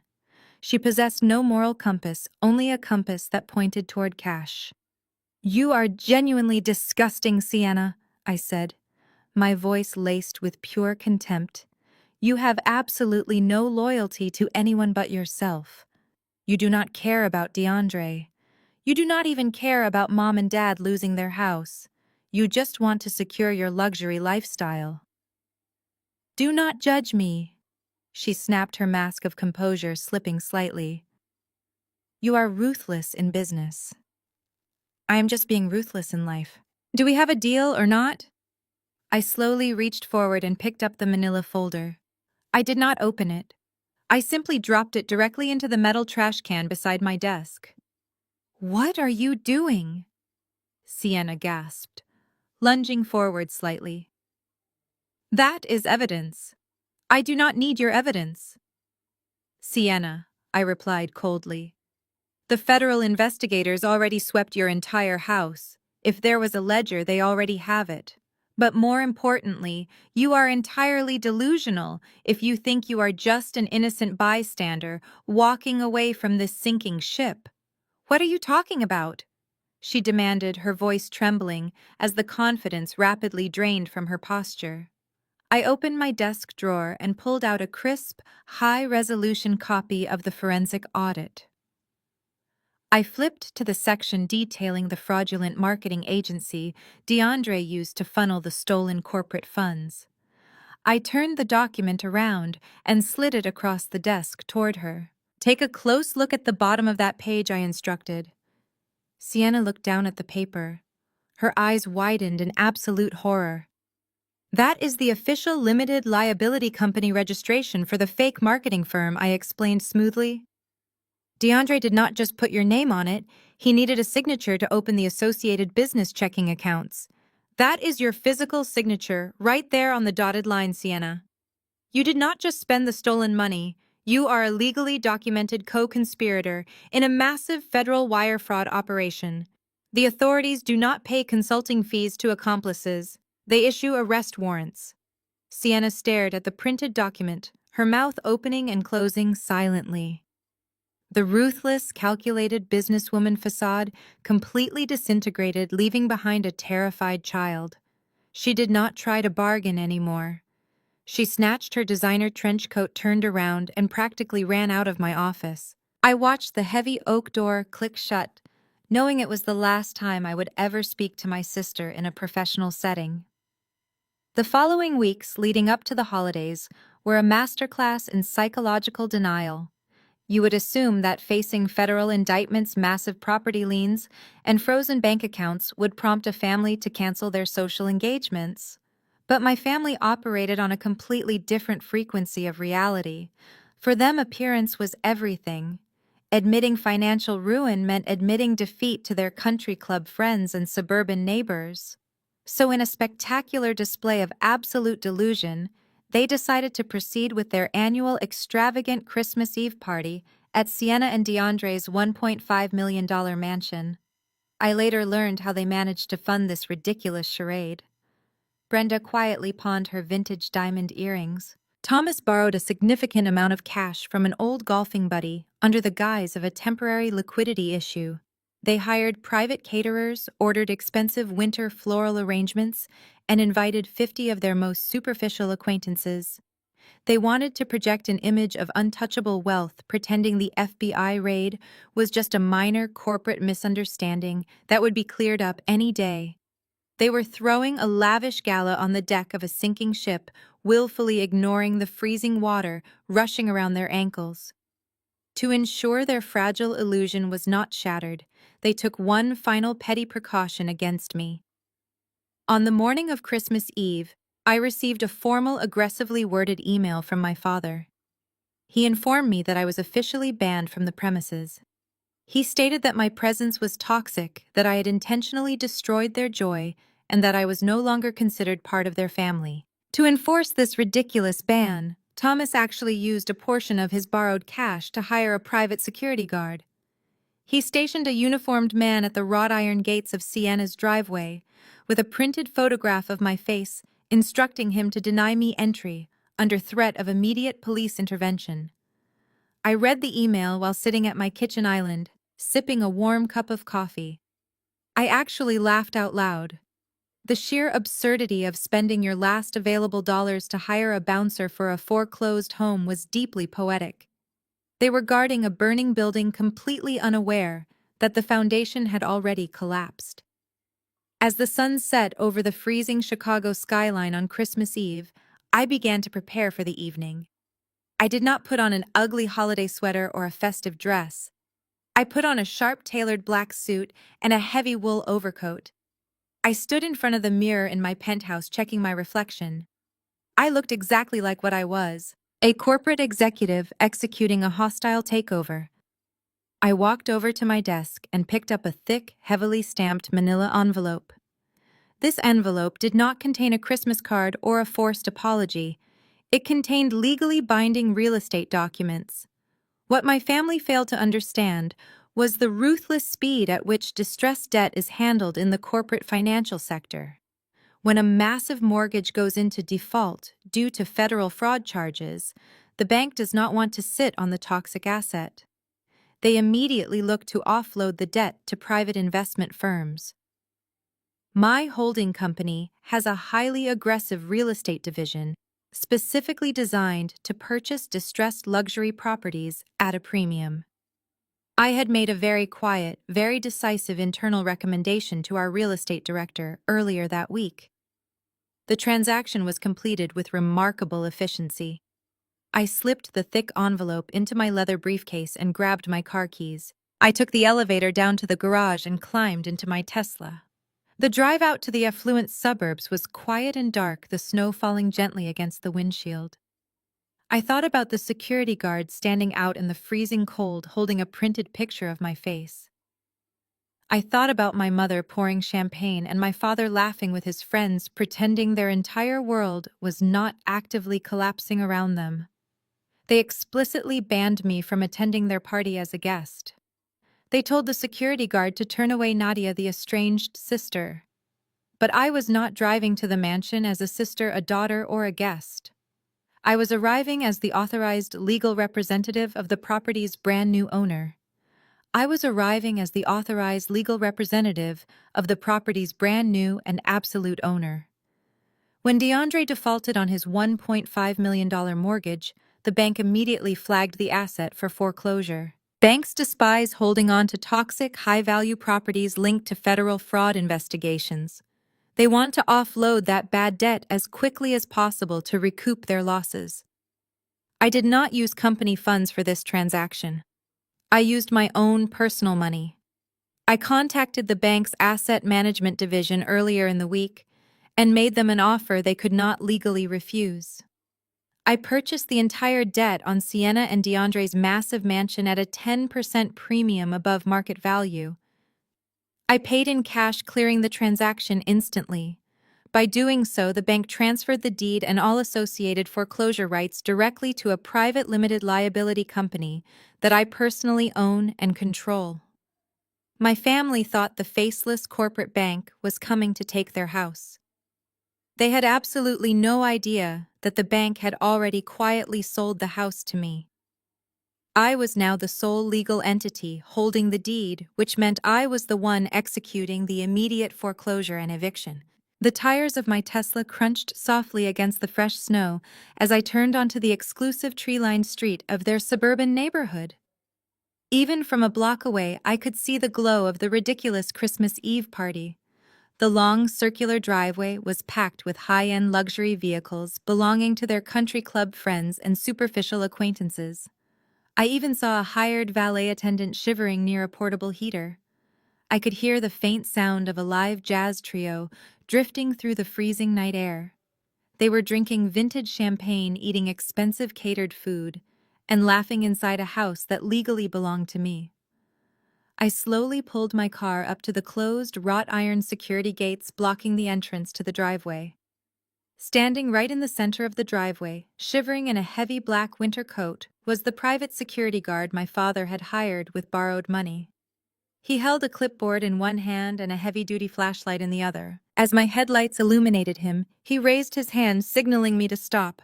I put the car in park and stepped out into the freezing wind, leaving the engine running. I buttoned my tailored wool overcoat and walked calmly toward the gate, feeling completely detached from any lingering sense of familial obligation. The guard shined his flashlight toward my face, temporarily blinding me. He looked down at the clipboard which held the printed photograph my father had provided. "Mom," he said, his voice stern but shivering slightly from the cold. "I am going to have to ask you to turn your vehicle around and leave the premises immediately. You are on the restricted access list.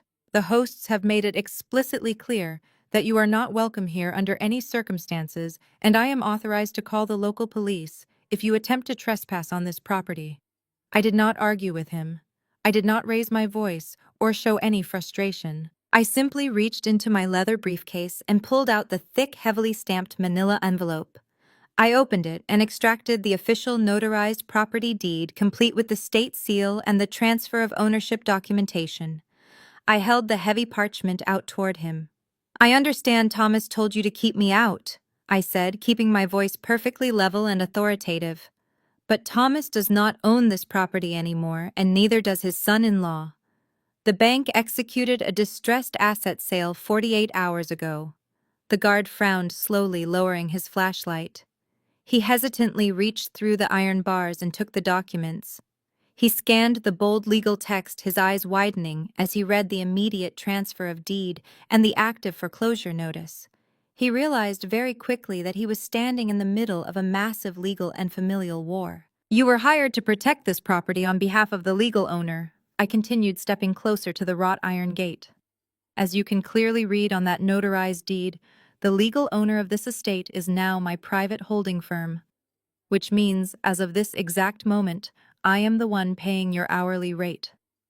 The guard looked from the paper to my face, completely stunned by the sudden shift in power. He swallowed hard, handing the paperwork back to me. "And since I am your employer," I said, my voice cutting sharply through the freezing winter wind, "I am officially terminating your services. You are fired immediately. Please step away from my gate." The security guard did not argue.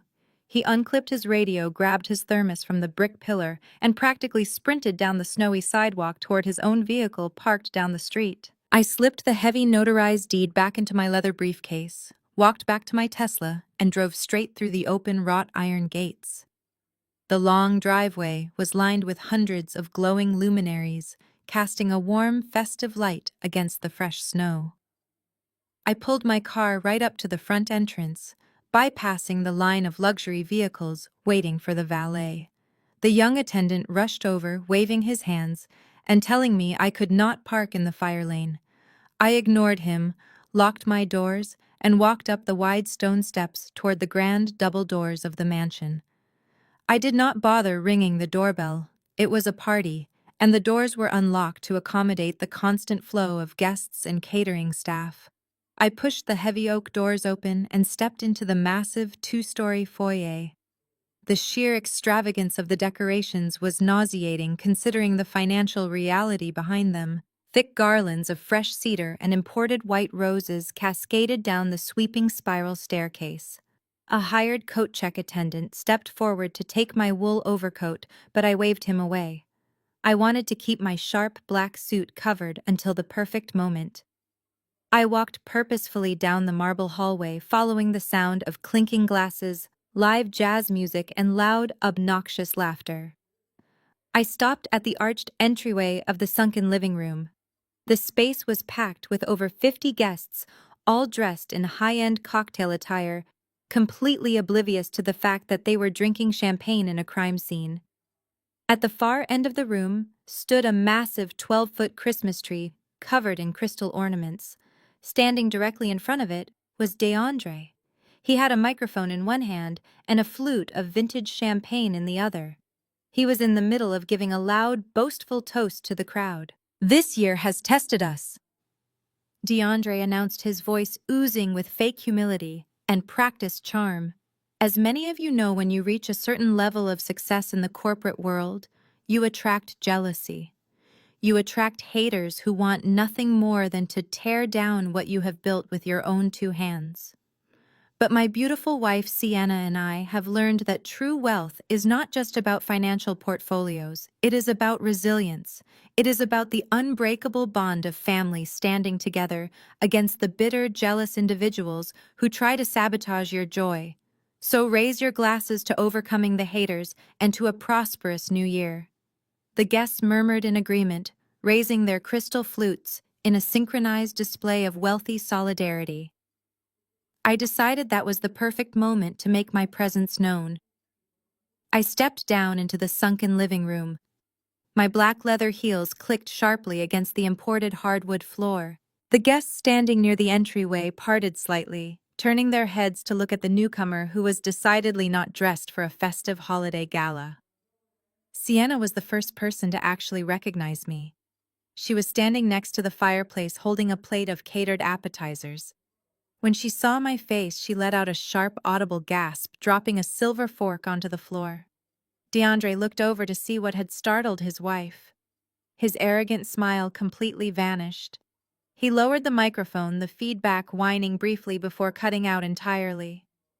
The sudden tension in his body language was so obvious that the live jazz trio playing in the corner intuitively stopped playing.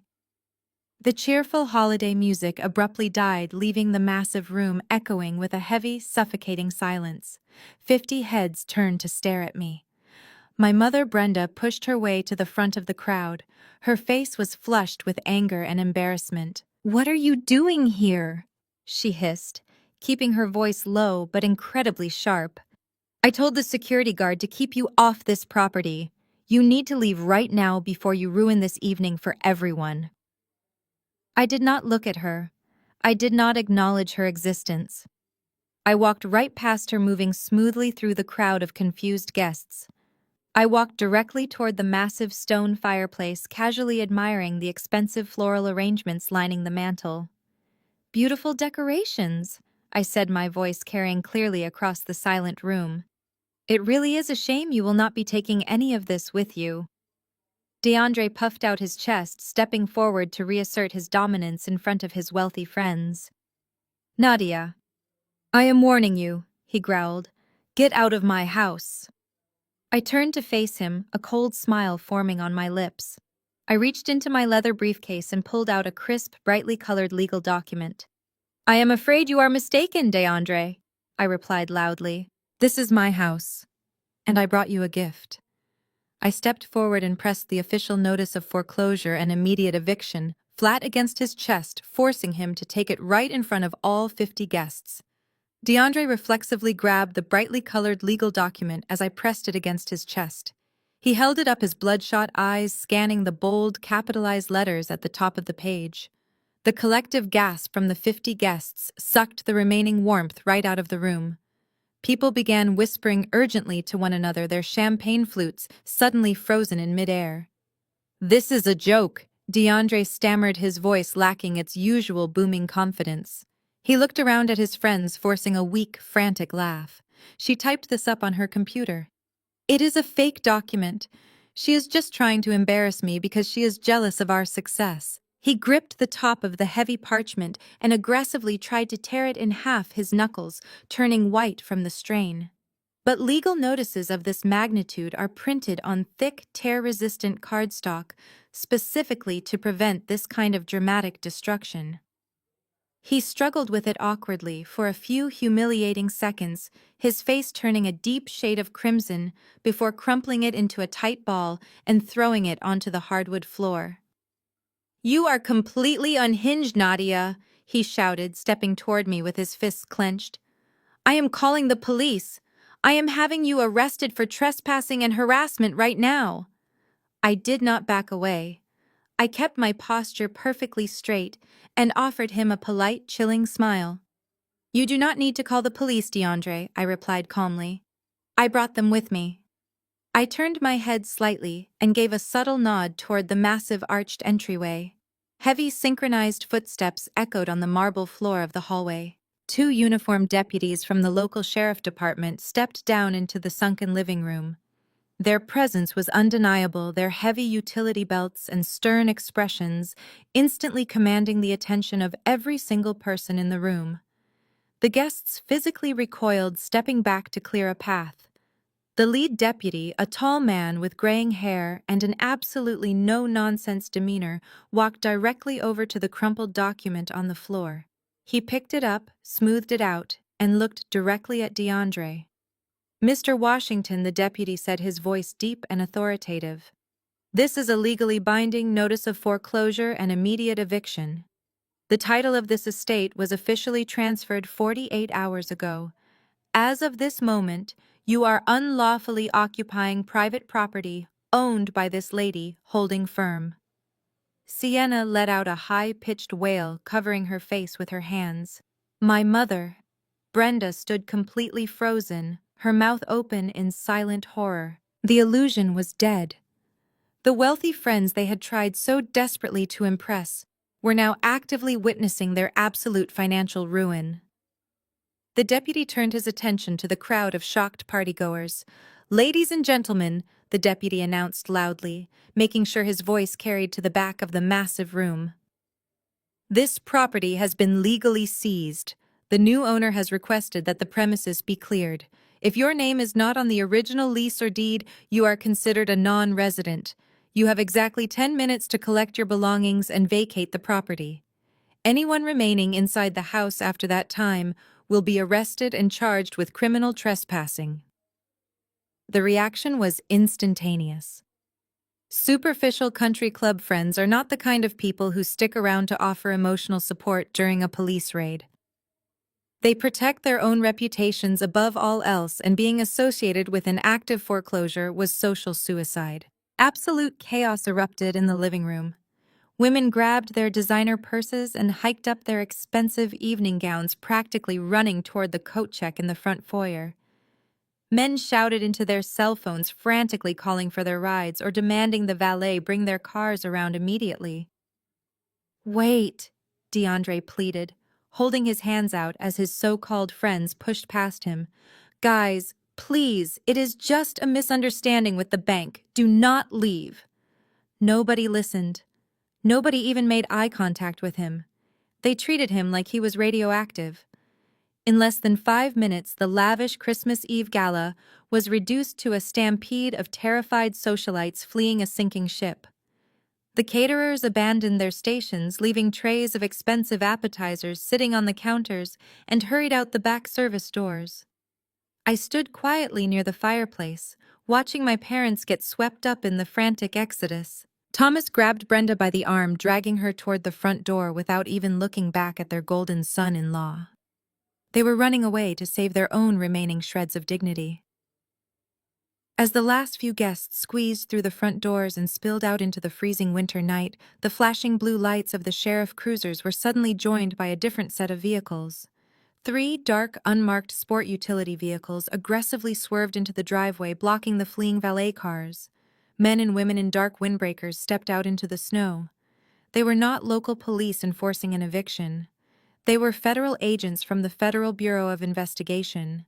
They bypassed the panicked guests and marched straight through the open front doors, their badges gleaming under the festive porch lights. They did not care about the house or the eviction notice. They were here because the grand jury had just handed down the official indictments for the massive wire fraud, and they were not going to wait until Christmas morning to make their move. They did not care about the house or the eviction notice. They were here because the grand jury had just handed down the official indictments for the massive wire fraud, and they were not going to wait until Christmas morning to make their move. 4 federal agents walked purposefully past the local sheriff deputies, their heavy boots thudding against the imported hardwood floor. The lead agent, a tall woman with a sharp and uncompromising expression, walked straight up to DeAndre. She did not hand him another manila envelope or ask for a polite conversation in a private room. She reached to her heavy utility belt and unclipped a pair of steel handcuffs. DeAndre Washington, the lead agent, announced, her voice echoing clearly off the high ceilings of the lavishly decorated room. "We are executing a federal arrest warrant issued by the United States District Court. You are being charged with multiple counts of wire fraud, corporate embezzlement, and criminal extortion. Turn around and place your hands behind your back." The remaining color completely drained from DeAndre's face.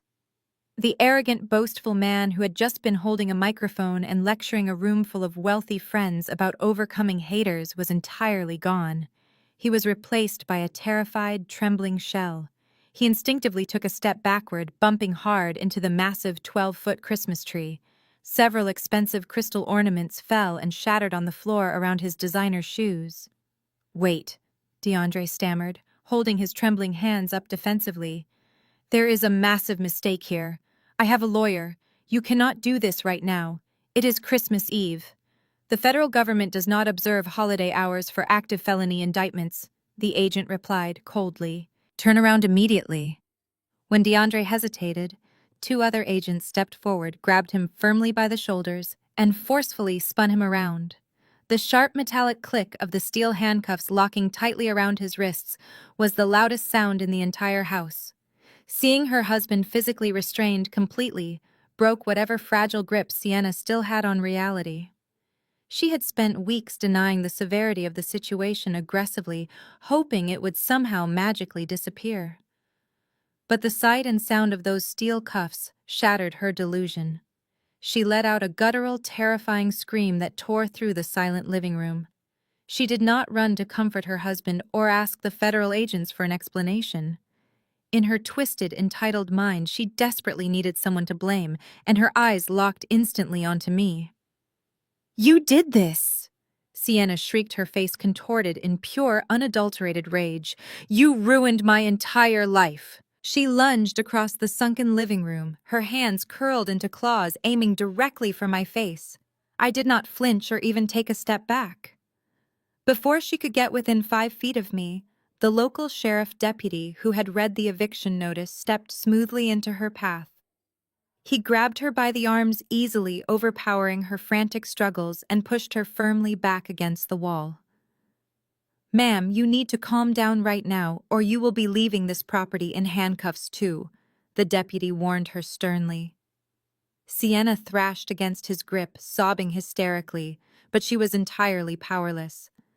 She slid down the wall, collapsing into a pathetic heap on the floor, ruining her expensive designer cocktail dress.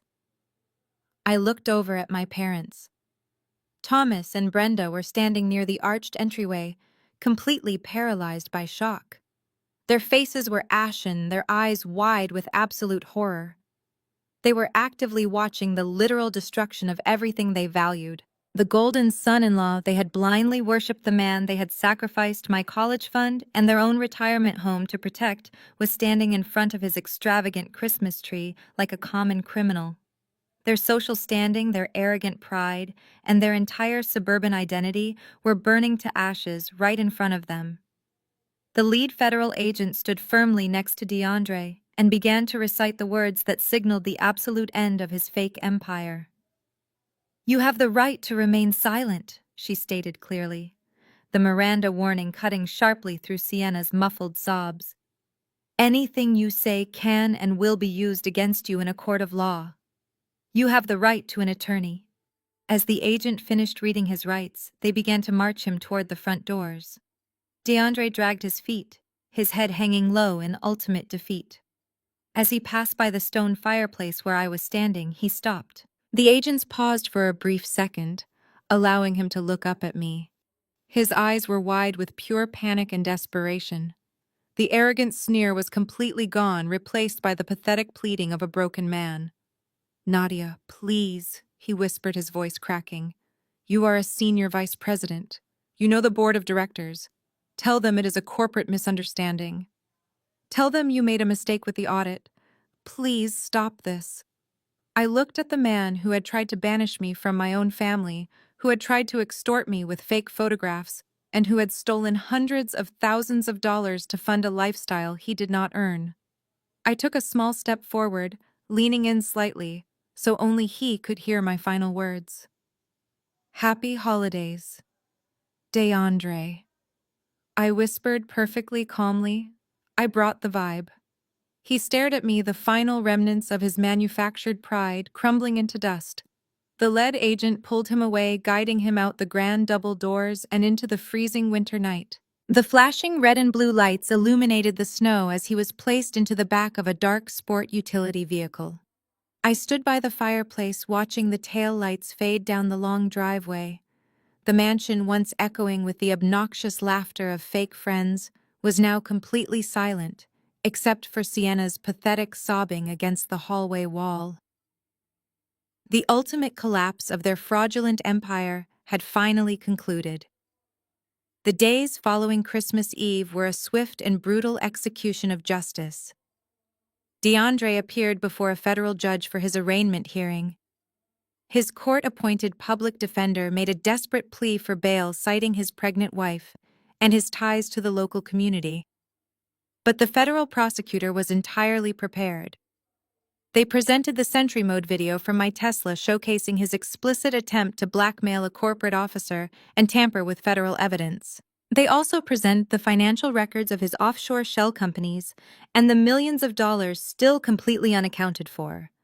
The judge took one look at the overwhelming evidence of his flight risk and slammed the wooden gavel down hard. Bail was strictly denied. The golden boy of our family spent his holiday season locked inside a high-security federal detention center wearing a standard-issue orange jumpsuit instead of a custom-tailored cashmere sweater. Without DeAndre and his stolen money to shield them, the brutal financial reality crashed down on the rest of the family. The bank did not hesitate or offer any leniency. Since my father had recklessly used his primary residence as collateral for the $1.5 million mansion, the default triggered an automatic seizure of his assets. The very week after Christmas, Thomas and Brenda received their own formal notice of eviction. They had to pack 30 years of memories, expensive furniture, and suburban pride into a rented moving truck. The comfortable, wealthy retirement they had meticulously planned was completely wiped out. They were forced to move into a cramped run-down one-bedroom apartment on the extreme outskirts of the city, draining whatever tiny pension my father had left just to cover the basic security deposit. Sienna was left entirely destitute. Her high society friends had blocked her number the second the federal agents raided the Christmas party. Without access to her frozen bank accounts, her platinum credit cards, or her husband's stolen wealth, she had absolutely nowhere to go. She could not move in with our parents because their new apartment barely had enough room for the two of them. The glamorous online influencer who once bragged to thousands of followers about $400 truffle turkeys was forced to pack her remaining clothes into heavy plastic garbage bags. She used the last of her hidden emergency cash to rent a room at a dingy, dimly lit motel right off the interstate highway. Her new reality consisted of peeling yellow wallpaper and the constant deafening roar of passing semi-trucks, a far cry from the private dining rooms in Aspen. Her social media accounts went completely dark. They had all hit absolute rock bottom. And predictably, when they had exhausted every other option and realized nobody else was coming to save them, they tried to crawl back to the very person they had spent a lifetime treating like garbage. It was a quiet Sunday morning in January. I was sitting at my kitchen island sipping a fresh cup of coffee and reading a financial journal when my phone vibrated on the marble counter. The caller identification displayed my mother's name. I did not answer. I simply let it ring until it went to voicemail. A few minutes later, an audio message appeared on my screen. It was exactly 5 minutes and 20 seconds long. I pressed play and put the phone on speaker. Brenda's voice filled my peaceful kitchen, thick with tears and absolute desperation. "Nadia, please," she sobbed loudly. "I am begging you to call me back. Your father and I have lost everything. We are sleeping on an inflatable mattress in a terrible neighborhood. Sienna is terrified and alone in that awful motel. We were so incredibly wrong. We were blinded by the money and we treated you horribly. I am so sorry for favoring her all these years. I am so sorry for pushing you away. Please, you have that massive penthouse. You have a guest room. Just let us stay with you for a few months until we can get back on our feet. We are family, Nadia. You are my daughter. Please do not abandon us in the cold." I listened to her desperate, pathetic apologies for exactly 60 seconds. I did not feel a single drop of pity, remorse, or familial obligation. Her tears were not born out of genuine love or a sudden realization of her deep failures as a mother. She was only apologizing because she was entirely out of money and out of options. She simply wanted the comfort of my luxury penthouse, not the genuine healing of our severed relationship. I reached out and tapped the glass screen of my phone. I did not even let her finish her sentence. I deleted the voicemail. Then, with 3 simple clicks, I permanently blocked her number. I did the exact same for Thomas, and I did the exact same for Sienna. The toxic rot was finally excised from my life. Exactly 6 months passed since that quiet Sunday morning. The brutal Chicago winter eventually melted away, giving way to a bright and incredibly promising spring. But I was not in Chicago to watch the seasons change. I was sitting on the sun-drenched wooden deck of a private overwater bungalow in the Maldives. The crystal-clear water of the Indian Ocean lapped gently against the stilts beneath me.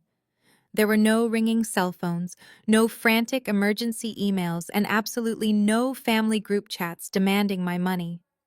There was only the soothing sound of the ocean breeze and the profound peace that comes from finally choosing yourself. I took a slow sip of my iced espresso, looking out at the endless horizon. A lot had changed in those 6 short months. Following the flawless execution of the Apex Media integration and the swift removal of the toxic elements within their regional management, the holding company experienced a massive surge in quarterly profits. The board of directors did not just thank me for my discretion and ruthless efficiency during a public crisis. They rewarded me immensely. 2 weeks before my trip to the Maldives, I was officially promoted from senior vice president to a full equity partner at the firm. I was 34 years old, financially independent, and standing at the pinnacle of my career. The contrast between my daily reality and the grim reality my family had tried to force upon me was staggering. For my entire life, they tried to convince me that I was less than them. They painted me as the bitter woman who would never amount to anything simply because I refused to play their superficial games. They demanded absolute loyalty, using the concept of family as a weapon to shield themselves from the devastating consequences of their horrific actions. But family loyalty should never be a suicide pact. It should never require you to set yourself on fire just to keep toxic people warm. I occasionally heard brief updates through the corporate legal grapevine back in the city. DeAndre had officially pled guilty to multiple federal charges in a desperate attempt to reduce his sentence. He was currently serving a 10-year term in a federal penitentiary, completely stripped of his arrogant swagger. Sienna and my parents were still crammed into that tiny run-down apartment on the extreme outskirts of the city, working minimum-wage retail jobs just to keep the electricity turned on. They had lost their luxury mansion, they had lost their comfortable retirement, and they had lost their golden child. But most importantly, they had lost their favorite punching bag. They had lost me. Cutting ties with your own flesh and blood is never an easy decision to make. Society constantly tells us that blood is thicker than water, that we must forgive and forget, and that we owe our parents our endless devotion simply because they brought us into this world. But mutual respect is a two-way street. When the people who are supposed to protect you actively choose to exploit you, walking away is not an act of cruelty. It is the ultimate act of self-preservation. You cannot heal in the exact same environment that made you sick. You cannot grow while being anchored to selfish people who are determined to drag you down to their level. I set my espresso cup down on the glass table and looked directly forward, feeling the warm sun on my face. If you are watching this right now, and you are sitting in a childhood bedroom or a quiet apartment, feeling the suffocating weight of a family that constantly belittles your achievements and drains your emotional energy, I want you to listen to me very carefully. Your worth is not determined by the people who are too blind to see it. You do not owe your success, your peace, or your hard-earned money to anyone who uses your love as a bargaining chip. It is terrifying to walk away from the only family you have ever known. The guilt will try to creep in during the quiet moments. But the incredible freedom that waits for you on the other side of that guilt is worth every single tear. You have the power to build a life so beautifully secure and so entirely your own that their incredibly toxic opinions simply cannot ever reach you anymore. You can confidently build your own impregnable fortress of peace. They thought I was just the scapegoat they could lock out in the cold. But when you own the building, you control the thermostat. If your family made you feel small to make themselves look big, what did you do about it? Let me know in the comments. Like and subscribe for more. The story of Nadia highlights a painful but profoundly necessary truth about human relationships. Blood relation does not automatically entitle someone to your unconditional loyalty, especially when that loyalty is used as a weapon. For generations, society has pushed the narrative that family is everything, and that we must always forgive our relatives. However, as this story brutally illustrates, toxic individuals often weaponize this exact sentiment to escape the consequences of their own destructive actions. Nadia's parents and sister expected her to sacrifice her career, her financial security, and her freedom simply to protect a man who committed federal fraud. They treated her like a disposable asset when they were on top, yet demanded she act as their ultimate savior the moment their fraudulent empire collapsed. The most vital lesson to extract from this drama is that establishing absolute non-negotiable boundaries is not an act of cruelty, it is the ultimate act of self-preservation. When people consistently demonstrate that your worth to them is entirely conditional based only on what you can provide, pay for, or endure, you have every right to permanently close the door. Nadia's true victory was not just the brilliant corporate checkmate that exposed DeAndre. It was her realization that she did not need the approval of people who actively tried to destroy her. True empowerment happens the moment you accept that you are allowed to evict toxic individuals from your life, regardless of the DNA you share. You cannot heal, thrive, or find genuine peace in the exact same environment that was designed to keep you small. If you found value in this lesson, please share this reflection with someone who might need the courage to set their own boundaries, and leave a comment below about a time you chose your own peace over toxic loyalty.